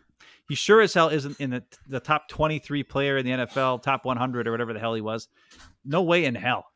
He's not even a top 10 player on this Packer team. He's not even, I don't even know if he's a top 10 player on the defense right now, the way he's been playing. Well, I think Savage has been playing better than him.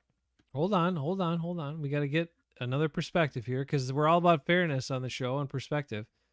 So somebody else I know argues a little bit on that point. Let's see what Jair Alexander said. I think it's at the end of this video, which is so great. Here it is. Here, we'll play this for you. Good work, man. I have good work, so you gonna respect it. Who's the number one player in the NFL? Oh man, you talking to him? Without a doubt. Number one, not just number one corner on his team, not just number one player in the NFL. There he is. That's what he thinks. Not even close. Now, I get it. Everybody's going to come at me and be like, hey, you got to play with confidence. You got to be confident, especially at corner. Stuff's going to happen. You got to be. And I get all that.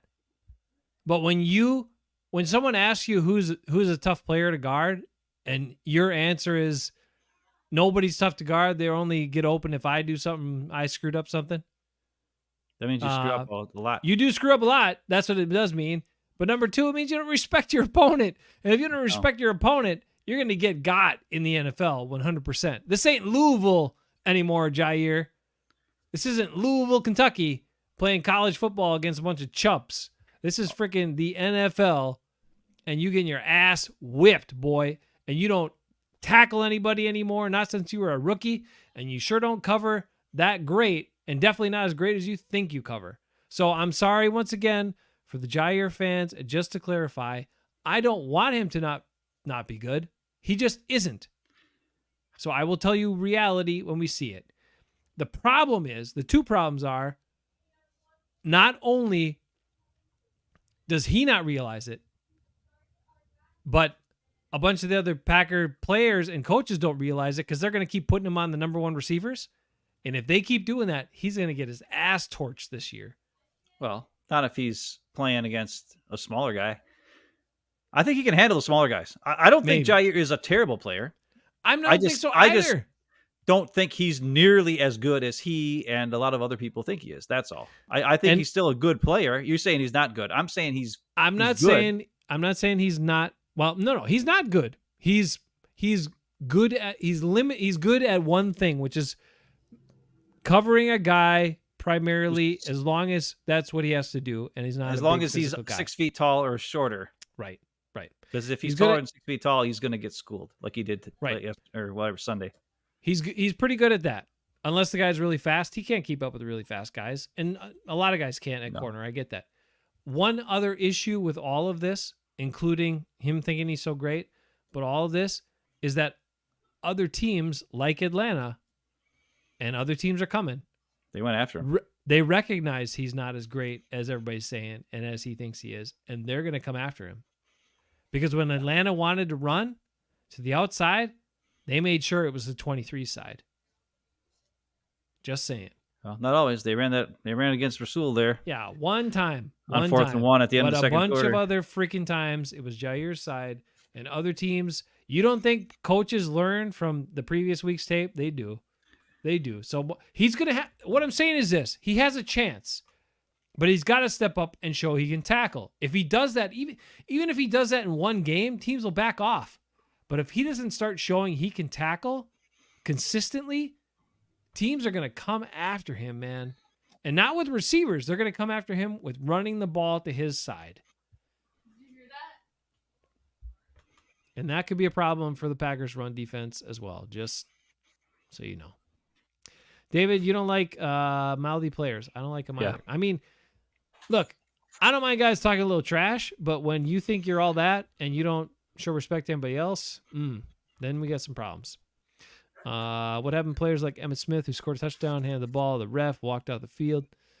Barry Sanders, too, was class act with that sort of stuff. Look, man, it's a different age. A lot of these guys are so full of themselves, that's how it goes. But Sterling Sharp was like that, too. When you get to... You just make a play and hand the ball over. When you get to this level, like, you got to know these are some of the best athletes in the world in this sport, and you better respect them. Because if you don't, you're going to be in for some trouble. All right, we got your tape up here. What do you got? All right, let's look at the Packers running game. We're going to look at some positive running games. Because one of the narratives after the game is that A.J. Dillon stinks. And I was pretty hard on him last week. Yep. And there's a reason to be hard on him. He wasn't great. And we'll get to the last 3 runs he had. But these are some runs earlier in the game. And the reason why I want to show them is I like what the Packers are doing here. You're going to see Josiah DeGuara come across the screen on this side. He's going to take out 17. The rest of the offensive line is flowing to this side, shoving everybody over. And you got a block here, which is sealing the outside on this side. And then Dillon's going to run through this mess and get the first down. And that's Musgrave taking out this defensive end, by the way, and shoving him way out of the play. Nice. Josh staying on his block. Which is pretty dang good. Field. And Dillon's Royce carrying this guy kinda... a bunch of extra yards after that play, too. Royce ran downfield. I don't know if he blocked anybody, but that's another scary thing. You know, we'll finish up with, well, maybe we shouldn't finish up with that. Maybe we should pause for that real quick. Offensive lineman. Jenkins goes out with an injury. Royce comes in. Royce is the guy they bring in because they're, again, they've got all this depth at tackle, but no depth on the inside, and they think Royce is going to be okay at guard. I don't know how he did overall. It didn't look terrible, but he didn't really do anything on that play, so I don't know. But anyway, hopefully they figure that inside out if Jenkins is going to be back. I mean, that's going to be a big question what they do at left guard. They're also switching Walker and Yashin at left tackle like the whole game. Like it was weird. Yeah, like every It other wasn't play just because they had an sometimes. extra lineman in. Sometimes they just did it for reasons I don't know. It's wild. This is another run. That wasn't too bad. Now we got a little issue here. Royce kind of gets shoved back. Everybody else is getting. Now this is a double team. Walker is sealing the edge, and I don't remember who this was here. This might I have feel been like that's. DeGuara. I think that's Royce up there, and I think Myers got shoved back. I think he's the one. Oh, With yeah, you're right. the Yeah, lead you're right. blocker. Myers is back. This is Royce up front, right? Yep. Oh man, Royce kind of got his guy there. Hey, And Dylan is Royce, fighting that's a through- win. Yeah, and Dylan's fighting through tackles, getting an extra 4 yards, 5 yards, falling forward. That's a win for Royce in that play. That wasn't bad. We'll take it. If we can get that kind of play out of him consistently, that's fine. It was the musical left tackles was kind of wild. I mean, I haven't seen that crap since when I was in high school for a year. We did have that where we actually a lot of times they'd have skill players run in the play from the sideline. But one year we had like offensive lineman, like a guard that we switched out. So it was like every other play we had a new guard because they'd run the play in from the sideline. So here they have headsets. They don't have that excuse. I don't know what that was kind of interesting to see Yash and Walker switching out all the time. Here's another short yard situation run. You're going to see DeGuara come all the way across the formation and kick out. I think it's 17 here, who is actually 17. You don't know what type of player he is. He's actually an outside linebacker type player. And then you're going to see Zach Tom seal the edge and throw him to the side. And then Musgrave is going to come in and take a guy out so we can get this first down. It's another good run, another good formation, good blocking scheme.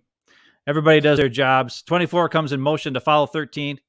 DeGuara comes in, kicks out 17. Just gets enough of them. You've seen Zach Tom sealing over here and shoving this guy where he wants to go, like you said last week, or, take the guy where he wants to go. Yep. Musgrave's taking out 53. A.J. Dillon, all he has to worry about is this guy here, this safety. If he can somehow run over him or beat him, it's a big play. Obviously, he can't. That's not his game. But he is enough to run over him. And then this is that play where they got the big scrum and everybody shoves and shoves and shoves and shoves and shoves and shoves and shoves and shoves, which fires up everybody because it's a big, everybody gets fired up and plow over dudes, right? Yeah, they like that. So what I just showed was 3 plays that were blocked up pretty good. And A.J. Dillon had initial contact and got another 4 or 5 yards after the initial contact on all 3 of those plays. The problem is everybody only remembers the one play where he kind of tripped and fell or whatever it was. The other thing is look at how big his feet are. They're just humongous. He's just a big-footed man, and that's just a lot of skis to trip on. He has to understand he's not an agility guy. He needs to be a plow guy. And I don't know if he knows that yet or he knows quite what to do there. But it's one of those things where early in the game, it was successful. This is going to be Wilson on one of his big runs.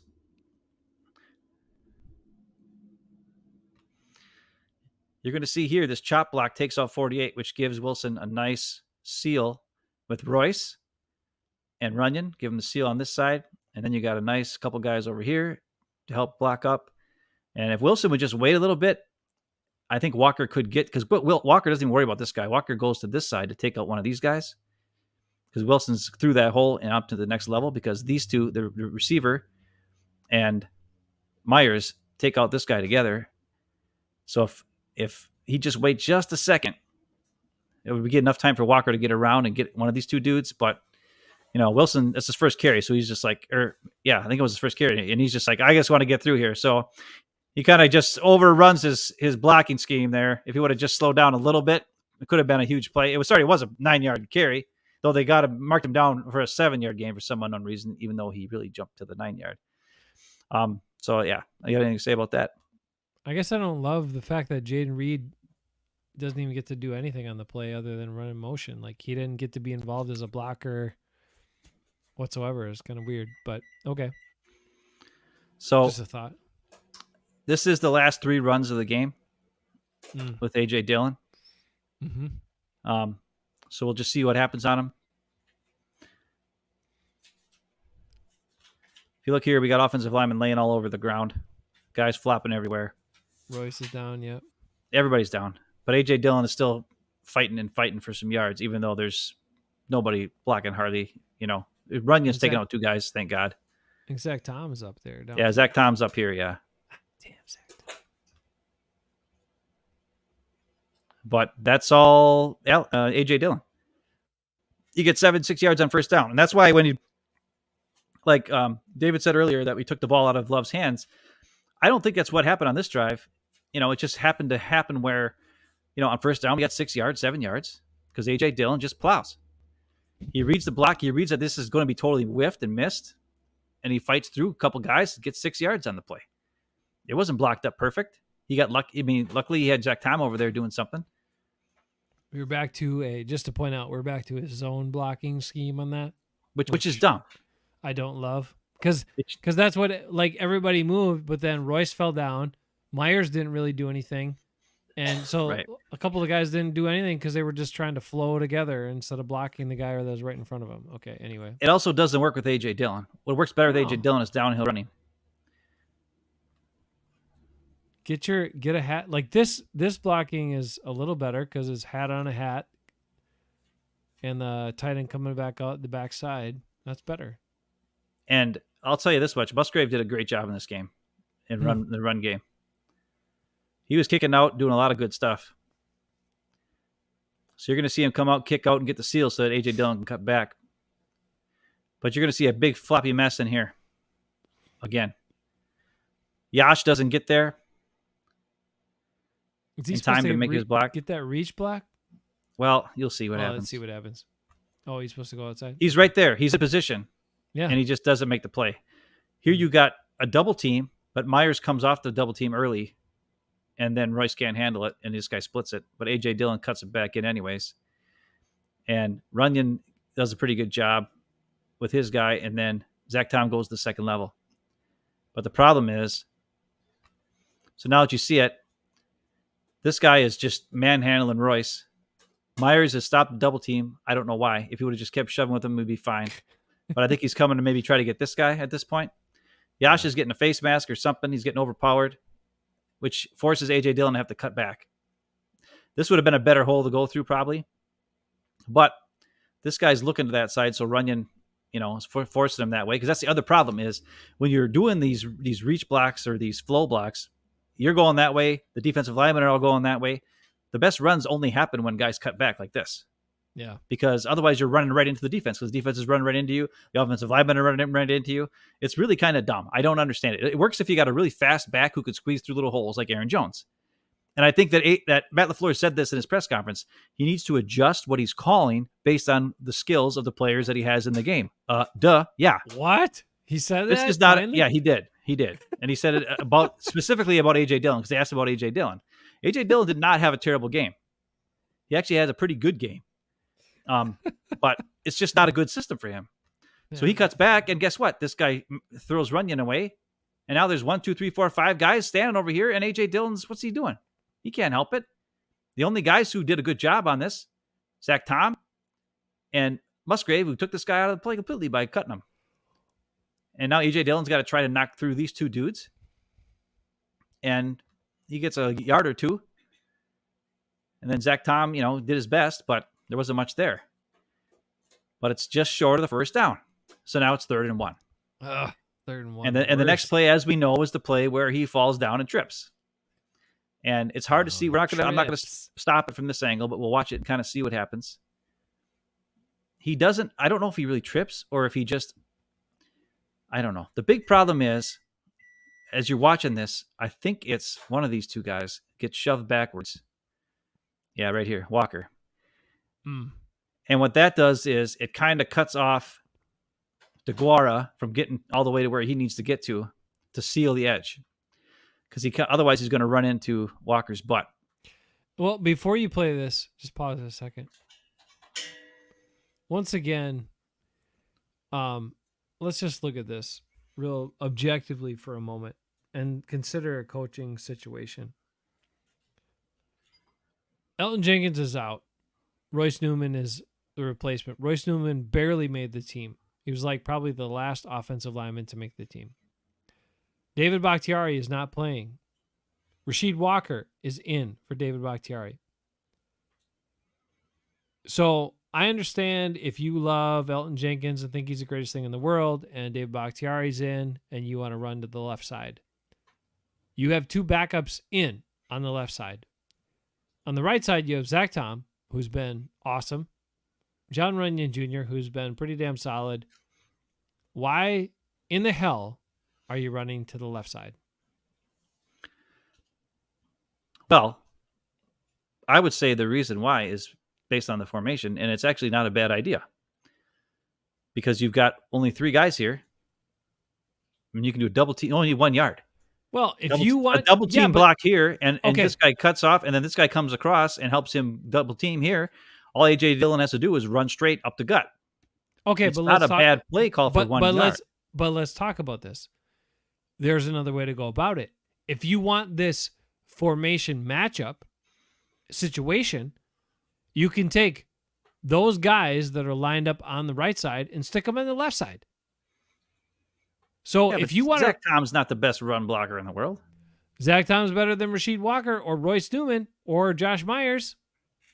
Actually, probably Maybe. better than John Runyon Jr. too at run blocking. Like Zach Tom has showed you that no matter what happens in front of him, he adjusts and stays on his guy pretty well. Probably better than almost anybody on this team.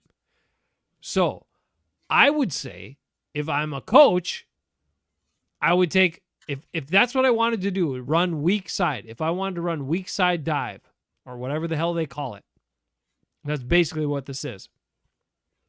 Then I would take those guys that are on the right side and line up on the left side. And then I run my tight end back in motion the way I do and put him in I formation. And then I run it to the goddamn weak side with my better blockers. I mean, this is Stupid. nothing wrong with this. There's nothing wrong with this. I don't like the decision to run it where you run it behind those 2 guys. I don't like it. There's nothing wrong with it. You only need 1 yard. This is perfect. These 2 guys double team here. Wallace needs to kick this guy out. Wallace is the problem here. The other problem is I don't understand why DeGuara is going to the outside. DeGuara should just lead up the hole. So that's the problem I have with the call. Why is DeGuara going to the outside? Oh, he's not. See, he was supposed to go up the hole.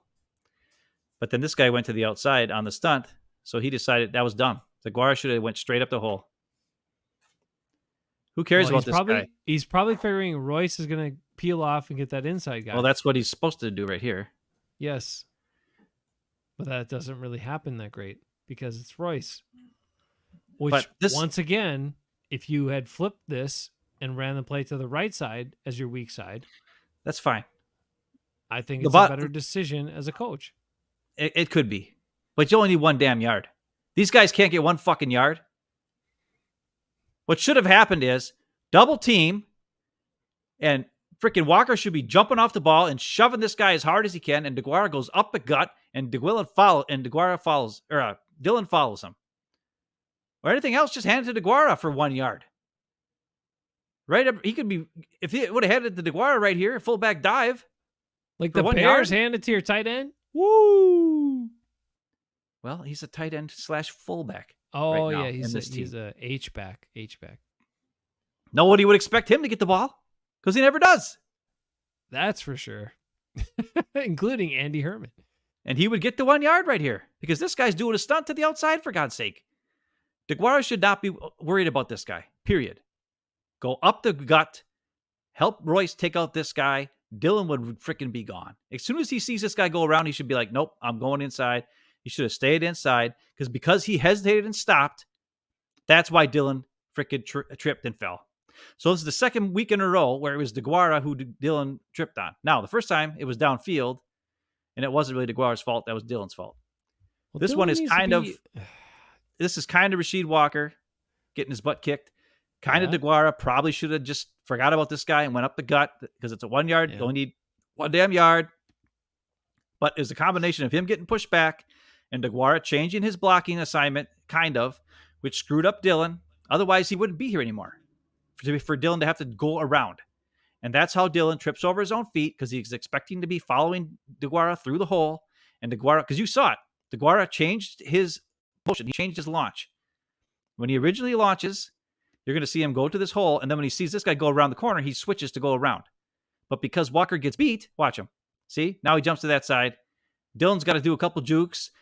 Walker got his ass kicked all the way across the freaking field, and there was no place for Dylan to go. He had to do a couple juke moves, and then he got tackled. So you might say, whose fault is that? Well, it's a lot of people's fault. It's a lot of people's fault, everybody. Something And David David says- learned. Something he learned today: the Packers are leading the NFL in red zone efficiency, the exact opposite of last season. Man, they cut us off again. It may have been. I mean, it may have been videos, but it may have been just our You swearing a lot? wacky-ass connection. Well, maybe the swearing. That's true. You have been swearing a lot tonight. Well, I don't know. I'm sorry, everybody. I think it's because I'm using the actual NFL Fox broadcast instead of the All 22. Usually I get the All 22, but I didn't get it till super late. So I only got the plays that I really wanted to get to put on there. I got one more video, but I don't even want to watch it. I don't care. They I'm keep trying cutting us a off. new- Screw 'em. Giant Jones Brewing Company tonight. It's the honey. It's the Belgian style ale with honey. Pretty good. Pretty powerful too. And it's all gone. I had some more positive plays to show. Well, let's But I don't talk a wanna little show 'em. positive. Let's do one we thing don't real have to show, quick. but let's talk. I just wanted to say they called the pass interference on Rudy Ford in the end zone on a play where he barely touched frickin' Pitts. Sorry, no, I'm sorry. And then on the play later on when AJ Terrell grabbed Wick's arm and held it down and then got his arm up and knocked the ball away, they didn't call pass interference on that. no PI, no. And on third down, the last third down the Packers had where they could try to get a first down, where Love threw the ball to Romeo Doubs, but it was way too far ahead of him. AJ Terrell grabbed Wicks at the 5-yard line and rode him, or 5 yards downfield, and rode him another 5 yards. Just hung on to him the whole time. Should have been defensive holding. Not called. I had the video for it. Matter of fact, I'm going to show that one because I'm so pissed. All right, show it. And if we get But cut off that- again, screw them. I don't give a crap. That's not positive. You're saying you're pissed. Let's put a little positive. No, but it's a positive play because we got screwed. That's all I'm saying. We Well, got let's- freaking screwed. Let's also put this perspective on it: is that Aaron Jones was not in the game. Dave Bakhtiari, okay, not in the game. All these, a number of key guys not in the game, but Aaron Jones the biggest one, right? Like Aaron Jones is the most important Packer this year, and him not being in the game.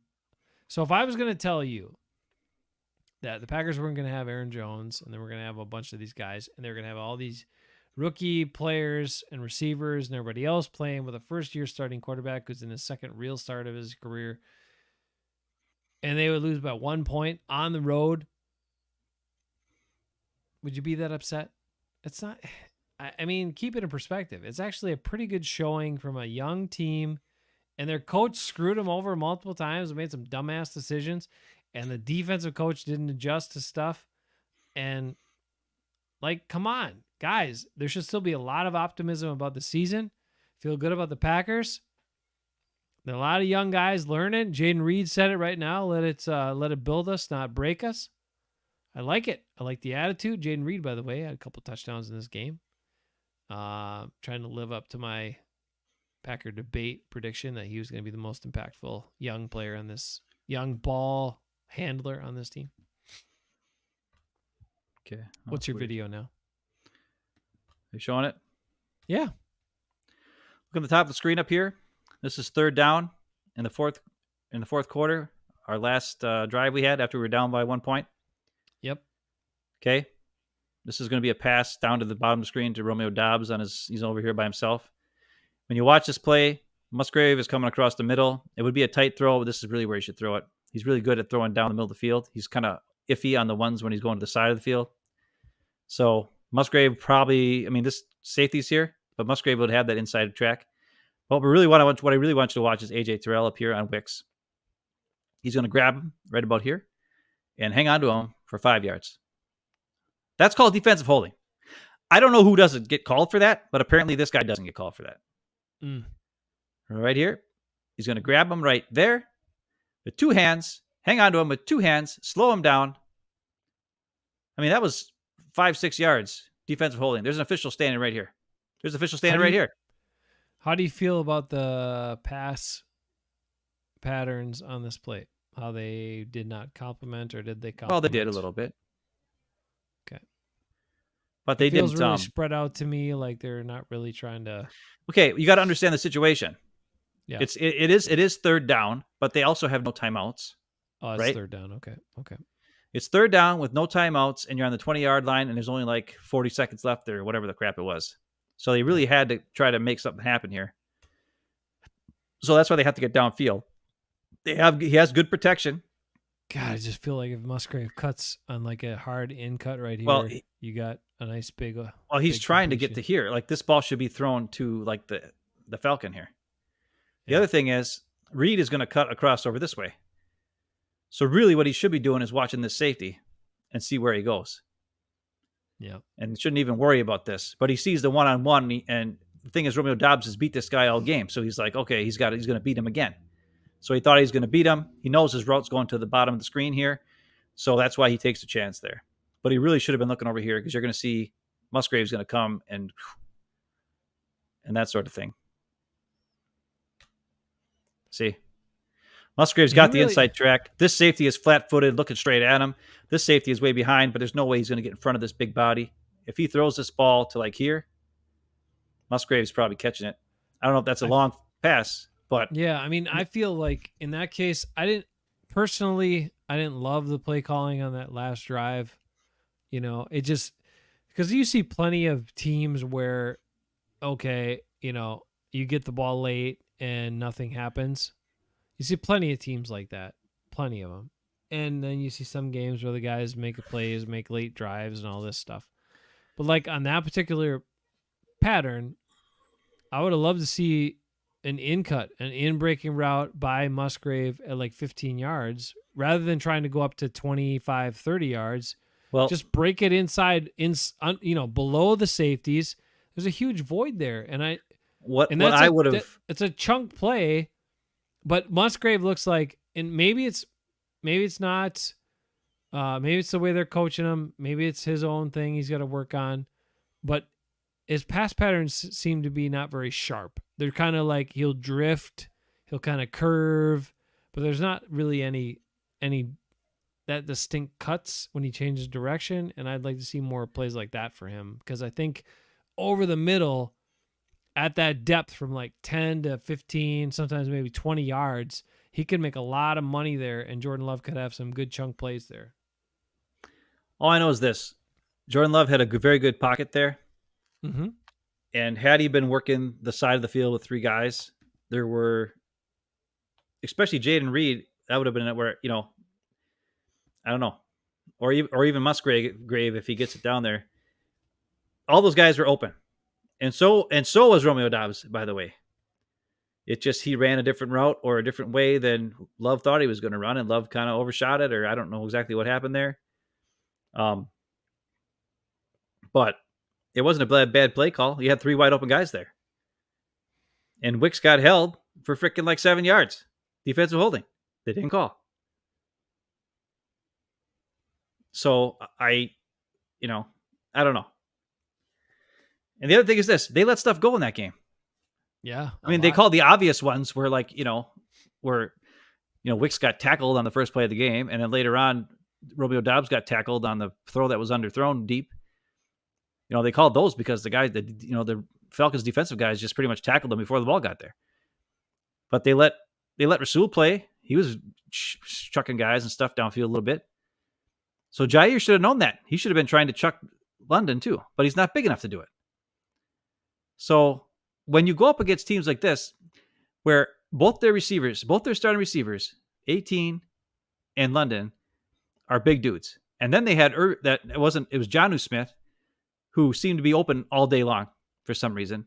They worried about Pitts so much that they left Jonnu Smith wide open. He had like 6-7 catches. I don't even know how many. It just seemed like every time you turned around, he was open again.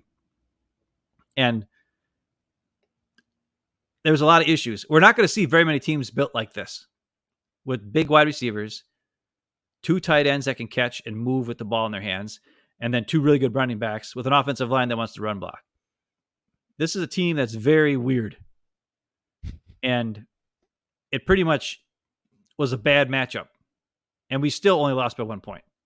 Mm-hmm. So, and we didn't have, like you said, Aaron Jones, didn't have, Christian Watson, didn't have Bakhtiari, didn't have Jenkins for half the game.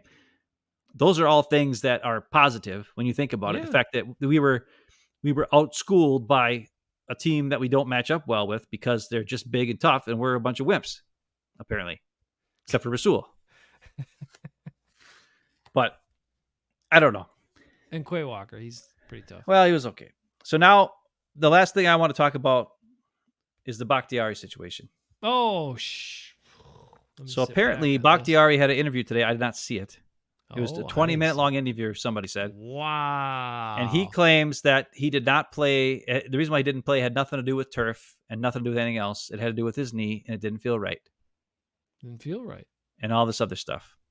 But it's kind of odd to me that Matt LaFleur would get that fired up about answering Bakhtiari Yeah. questions. Yeah, when he was asked about it the next day too, He was getting even more he's fired like- up. Yeah, he's like, I'm not answering any more about this. I'm done talking about this. And then any question about injury on today, he was all fired up. And Wilde Oh, on Wilde and Tausch, Wilde claimed he was going to ask him about it. oh boy. He's like, well, I'm not worried about making friends.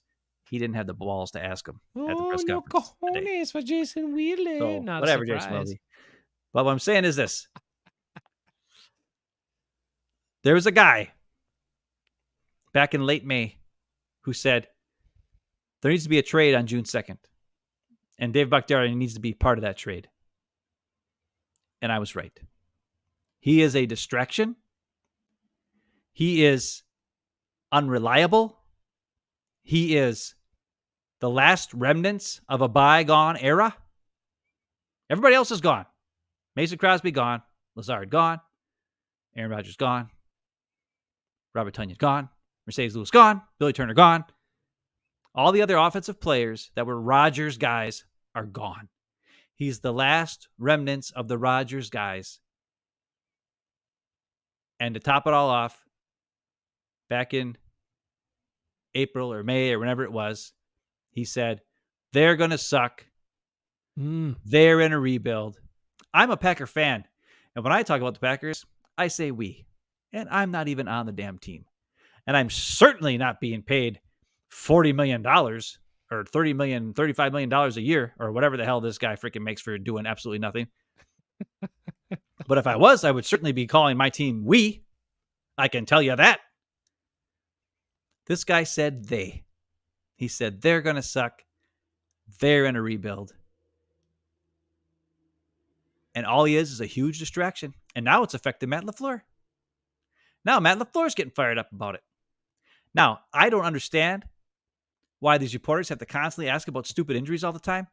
Who gives a crap? They love asking about injuries. Man, love it. And the other thing is, as David's pointing out, even back in May, I said we should trade him when all I knew was we had Yash who could play. Now it turns out we got Rasheed Walker who can almost play. And Luke Danuta is supposed to be pretty good when he comes off IR. So you're talking, we got left tackles coming out of our ass. We have no need for Bakhtiari on this team. All he is a distraction. Is he a cult hero? Was he a great Packer when he was here? Yes.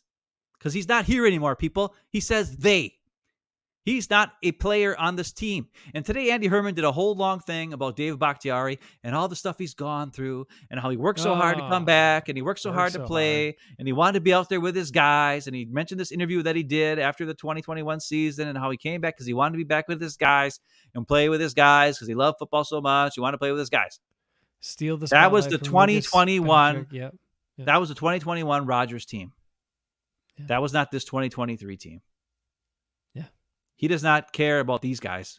He does not want to play with these guys. And especially now that Jenkins, who's the only guy that he liked on the team, is now gone, hurt, not going to play for a couple weeks.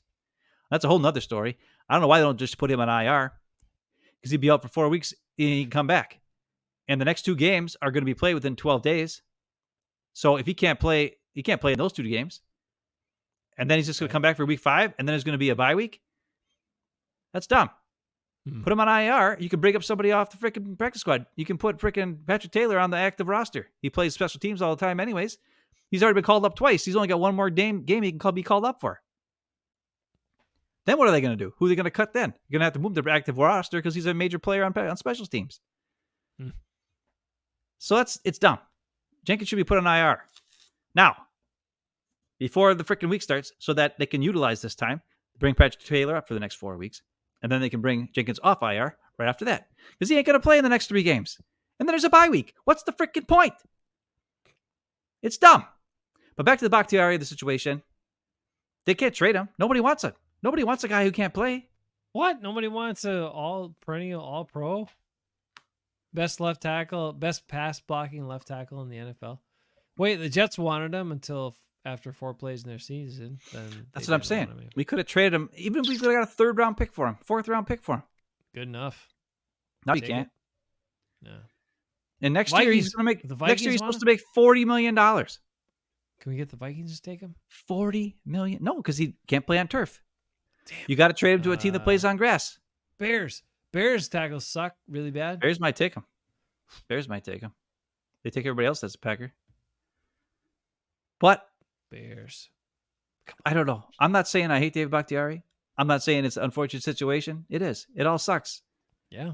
Bottom line is he's from a bygone era on a team that's moving forward. And I don't feel he has the same commitment to this team as he had to a team maybe, let's say, 2 years ago or even last year. I agree with and that. Unfortunately, that is a fact. And he has become a distraction to not only this team, but now our head coach. And I think it's just best to, I don't know what to do. David's worried he doesn't think that he can pass a physical, so maybe he's Well, untradeable. no, he can't. That's right. You're right, David. You trade him, and then somebody's like, "Oh." And then the other thing, Andy Herbert brought up a physical injury settlement. So the Packers might not even be able to save as much money as they thought. Like, So you're because he telling might me- be injured, and they might still get all of his $40 million. Because next year he's $19 million in base salary, and then $21 million in salary cap, whatever bonus crap. So they'd save like $21 million if they just trade him I or gotta cut look him it up. or whatever. So I'm looking it up right now because I want to know. I'm looking it up right now because I want to know, Ben, how What? many snaps David Bakhtiari has played. somebody Since said his he's made $80,000 a snap since he signed that contract. All right. So when did he sign that contract? Late 2020, Late 2020. correct? Yeah. All right. So David Bakhtiari, in 2020, the total 2020 season, he played 758 snaps in 12 games, 12 starts. So most of those snaps happened before You got hurt. he signed the contract, got hurt. Yep. So he played very few snaps after he got hurt. In 2021, he played 1 snap. In 2022, he played 11 snaps. That's not right. I don't know. That's what I'm looking up here. Oh, I'm sorry. Never mind. My bad. This is games. I'm sorry. I was like, what are you talking about? Sorry. I got shifted online. Oh, 2021, he played 27 snaps because he came back for that one game, remember? And played. He played the first half, yeah. 2022, he played 597 snaps. And then 23, so far, he's played 55 snaps. So Somebody said it. He said he's making $80,000 per snap. That's how much he's made since he signed the contract. So he is signed. So it's 650, 30, 680. He's played roughly probably 700 snaps, 750 snaps if we're being generous, for all the money he's made in the last 1, 2, 3, and a plus seasons. Wow. That's not return on investment at all. And some people that are Bakhtiari apologists are like, well, he's upset too. It bothers him too. And but all then this. how I'm do you? sure it does bother him, but you know what? His bank account is fat and he's fine. How do you do that? How do you sign that? How do you work your way back from it? And then how are you not, after the team stuck with you through that little bit of availability after all of the money they invested in you? Like, because the injury sucked. Totally get it. They had to stick with him. They couldn't trade him like with that contract. I know, but I'm saying, like, this They had no team choice. the team invested this much in you. How are you out on the team? How are you not bought into a team that committed to you like that? I just don't get it. I don't get the mindset of David Bakhtiari. I don't get it. Maybe it's just me. Maybe I'm weird. And like, if someone invested that much in me and some crappy thing happened, I'd feel like, man, I really want to come back and do something for this organization. I'm bought in. Hey, we had to make changes, but I'm going to do my best. I'm going to try to help this team win. I'm going to be in for the guys in this team. That's not how he's been. It's weird to me. I don't get it, and I don't like it. So I support it. But like David points out, he probably can't pass a damn physical, so we can't get rid of him anyway. Dumb. What's worse, the last Aaron Rodgers contract where he paid him $100 million for 1 year, one garbage year, or the David Bakhtiari contract where you didn't even get a year's worth of snaps out of him and you paid him for 3 years? The Aaron Rodgers contract's worse. All right, fine. Fair enough. Because it was Aaron Rodgers, and we didn't get to see Jordan Love last year. If we would have had Jordan Love last year, we would have made the playoffs. Period. He could have beat the Lions. Totally would have. A couple games. Well, he would have beat the Lions both times. Yeah. Fred boys. What's Dad talking about? Fred boys. I don't know what that means. Is that going to bed, boys? I should go to bed. I'm tired. It is time for bed. Dad, you All get I know to is bed. this. Get some I sleep. swear a lot. I'm sorry, Mom and Dad. I was super mad. I'm sorry, everybody. We got cut off today. I'm sorry I was wrong about getting mad about the formation being wrong. I guess it's right. I apologize for that. But still, the Packers are dumb. That. We're just going on Ghost's word there. I don't know. Well, we at least. Well, I think he's right. But then we saw that the Cardinals. Oh my God, I'm so screwed up. The Falcons, all the damn birds. The Falcons did that in the first half, and the Packers saw it, and they didn't adjust. They should have been ready for it. They should have been ready for it. It was the same play. It was a 4th and 1 play. Wow. It was their 4th and 1 play. The same exact dang play. Greed boys. Oh, greed boys. Greed boys. You're calling us greedy boys? You're right. We care about money only, Dad. I'm greedy for Sroogies. Because my brother always eats them like a jerk. I've had 3 peanut butter Sroogies candy bars in the last 3 days. Did you stop there before you left town? Yeah, I bought 3 candy bars for my wife. You did? Damn. I shouldn't have, but I did. I bought 3 great. candy bars for my daughter. Shouldn't have, Nice. but I did. Very generous. Then I bought 6 candy bars, 2 for my son if he ever see him again. But if he don't see him, I'm going to eat them. And I already ate 3 of those 6. So it's really 6 for me. But it was my birthday Monday. So screw you. That was my birthday present to myself. Was a bunch of Sroogies. And I ain't sharing. And my son never watches our videos anyways. So he's not going to know that I bought them. So screw him too. Man, I'm a jerk today. I'm tired and crabby. Right. And the David Packers played like crap. And it makes me sad. Better get ready. Saints play four-quarter football too. I know. They do. Ready. And they have one of the best leaders at quarterback in the NFL. But he might do something dumb and help the Packers win. He does. He is known to do something dumb every now and again. So we hope for that. All right, we went 2 hours tonight, especially for Mom and Dad because they need some extra entertainment right now, something to keep them occupied. Yeah, but they don't like when I swear all the time. Go to bed, Mom and Dad. Well, Mom doesn't like it. Dad, he probably just thinks it himself as he's swearing, but yeah, he likes it. All right, you guys take care of yourselves. Be good. Stay good. We'll be back. We'll do those other things. We'll take a little bit more time on the film. We'll give you Silent but Deadly on Friday, and we'll give you Oh Yeah play on Friday too. And then we'll do. I don't know if there is an Oh Yeah play. Open chat. I don't know if there's. I don't know if there's a Silent but Deadly, man. There's always. Oh, apparently the Vikings traded for Cam Akers today. Did they? Oh, yes, they did. Why? They're not any good. What are they going to do with them?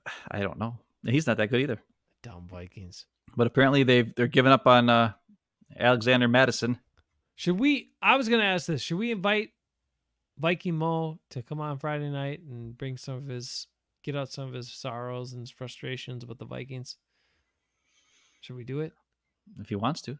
We probably He'll be should. just really sad. I know, but maybe who do the Vikings even play this week? I don't know. He can tell us though. Oh, the Vikings play at noon, so I won't be able to watch the Packers. That's right. Awesome. I'm so happy about that. Damn. You can complain about that on Friday too when you talk to Vikings. I'll have to watch him after it's already done. All right. We're out of here for tonight. Dang Thanks it. for hanging with us. Be good, stay good. As always, Packers, bye. Packers 1-1. Look, if someone told you before the season started they'd be 1-1 on 2 road games to start the year, you'd be okay with that. So still be okay No, with it. not against Don't these two teams. worry. I was expecting a 2 wins Don't- here. Come on, Atlanta's a physical team, and in the past, Packers have got their ass whipped around by physical teams. So it's I said they were fine. going to be 16-1. You only lost by 1 point. I know, but you were wrong. You were I wrong. know. Then you Well, said they were obviously. 9-8. Well, So now I what are think you they're going to going be with? 9-8. Yeah. You're all over the place. I'm sticking Because with I watched 11. the preseason and I was like, "Ugh, these guys are dropping balls all over the place." But then they haven't been dropping any Uh, balls at all. Oh, that's Jayden not true. Reed. Jaden Reed dropped a bunch first week. Yeah, and then he had 2 tutties this last week. Well, that one's a run. It's not a touchdown catch. You know, I don't it care. says it's a catch. That's because Jordan Love Highest learned from Aaron rated Rodgers, quarterback didn't in the NFL right now. Leads the league in touchdown passes, along with Kirk Cousins of the 0-2 Vikings. By the way, I didn't say this earlier, but Jair Alexander, when targeted this week, Oh. gave up a perfect quarterback rating he? to Desmond Ritter. The That's how bad best. he was. He gave Desmond Ritter anytime he was targeted, it was a perfect, and that was with the almost pick 6. So that's really bad. He was terrible. He was god awful. And he still didn't God tackle. awful. And he still didn't tackle. And he still didn't provide run support and didn't know where the hell the ball was. I'd Didn't rather even know see where the Carrington ball was Valentine. when they threw it right at his lap. Oh, Viking Mo! He showed up. Viking Mo, you want to come on the show Friday night and talk about your poor Vikings? We'll give you some space to get your feelings out. Come on the show on Friday night, Viking Mo. I don't have a We'll do problem. it. Jordan Love, Aaron Rodgers gets those cheap touchdown That passes. is not a Favre special. That's an Aaron Rodgers. That's Aaron Rodgers. Favre never did those. Favre threw the 1 yard to the flat. Yeah, to the tight ends and the Yeah. fullbacks. Yeah. Bubba Franks, he had like a whole bunch. He had like 30 touchdowns in his career, and like 27 of them were 1 yard touchdowns. We'll take it as long as it's on our team. That's right, Viking Mo. Our quarterback's better than your quarterback already. Anyway, and you No, don't they're even the like same. your They both quarterback. got 6 touchdowns. Favre did not do it all the time. Favre threw it to the flat, Viking Mo. He threw it to the flat. He did the play action to the back, and then tight end in the flat or fullback in the flat, touchdown pass, Brett Favre. That's what he did all the time. Not the shovel pass, touchdowns. All I know is Jordan Love has 6 touchdowns and no turnovers. Ooh. The Vikings in 2 games have 7 turnovers. Oh, boy. That's rough. And that's why they're 0-2. Yeah, he still threw 3 touchdowns. He was That's because he had efficient. 2 freaking pass interferences because Matt LaFleur schemed up some good plays. And the Falcons went and freaking tackled our receivers like a couple ding-dongs. But you know what? They saved points the first time. Oh, The Vikings have 6 Mo fumbles. 6 fumbles. Why can't your guys hang on to the ball? Well, let's talk about it Friday night. Why 'Cause can't they your suck. Vikings hang on to the ball? What's going on here? All right, we'll find out more from Viking Mo on. That's a big draw. Viking Mo on Friday night getting his Viking frustrations Actually, out. whenever we have Viking Mo on, our viewership always goes down. Does it really? Yes. But he laughs. By the at way, everything. we lost a subscriber today. Probably because it took us so boo. long to get a video out. People were like, these guys ever do videos or what? But you know what? We had some issues with our These family, guys. and God dang it, we were taking care of that crap. And Family that comes comes first. over Packers. I love That's right. Packers, That's right. but we didn't have time to do it. We had stuff going on, and gosh dang, Vernon, we don't get paid for this crap. We just come on here and blab, and nobody told- really, we got like 5 people that watch us. Thanks, David. No, they got David? Callie Packard. You'll get more people. We have 400 some views. Can we get some damn likes, people? Can we get some subscriptions, people? Whoever watched this crap, if you like us, if you think we're an idiot, either way, don't you want to watch a couple morons talk about stuff they don't know nothing about? There's a Don't bunch know of people. nothing about, but we're right more often than not. And We are right more often than not. The other thing is, we tell you it like it is. That's true. Straight up. I might have been wrong. Mo might know. Hey, Mo, you're an official. I got to ask you a question. You got to watch the show about an hour and a half ago. He's not doing that. You know he is not. We'll ask him on Friday night. We'll ask you on Friday night. Mo will tell us. Mo, you got to look up, find out the rules. Wear your stripes and put your officiating hat on for Friday night, Viking Mo. David says usually. But David, we're he right. trusts us, man. David knows Dave. stuff. David knows what's up. I said something to Sophia tonight. I was like, yeah, we got to go do a show tonight. And she's like, really? And I was like, yeah. I said, because Grandpa and Grandma are, they're waiting for it. They wait for our shows. They really look forward to it. And I said, and one other person too, David. And I said, right. I know those three really look forward to it.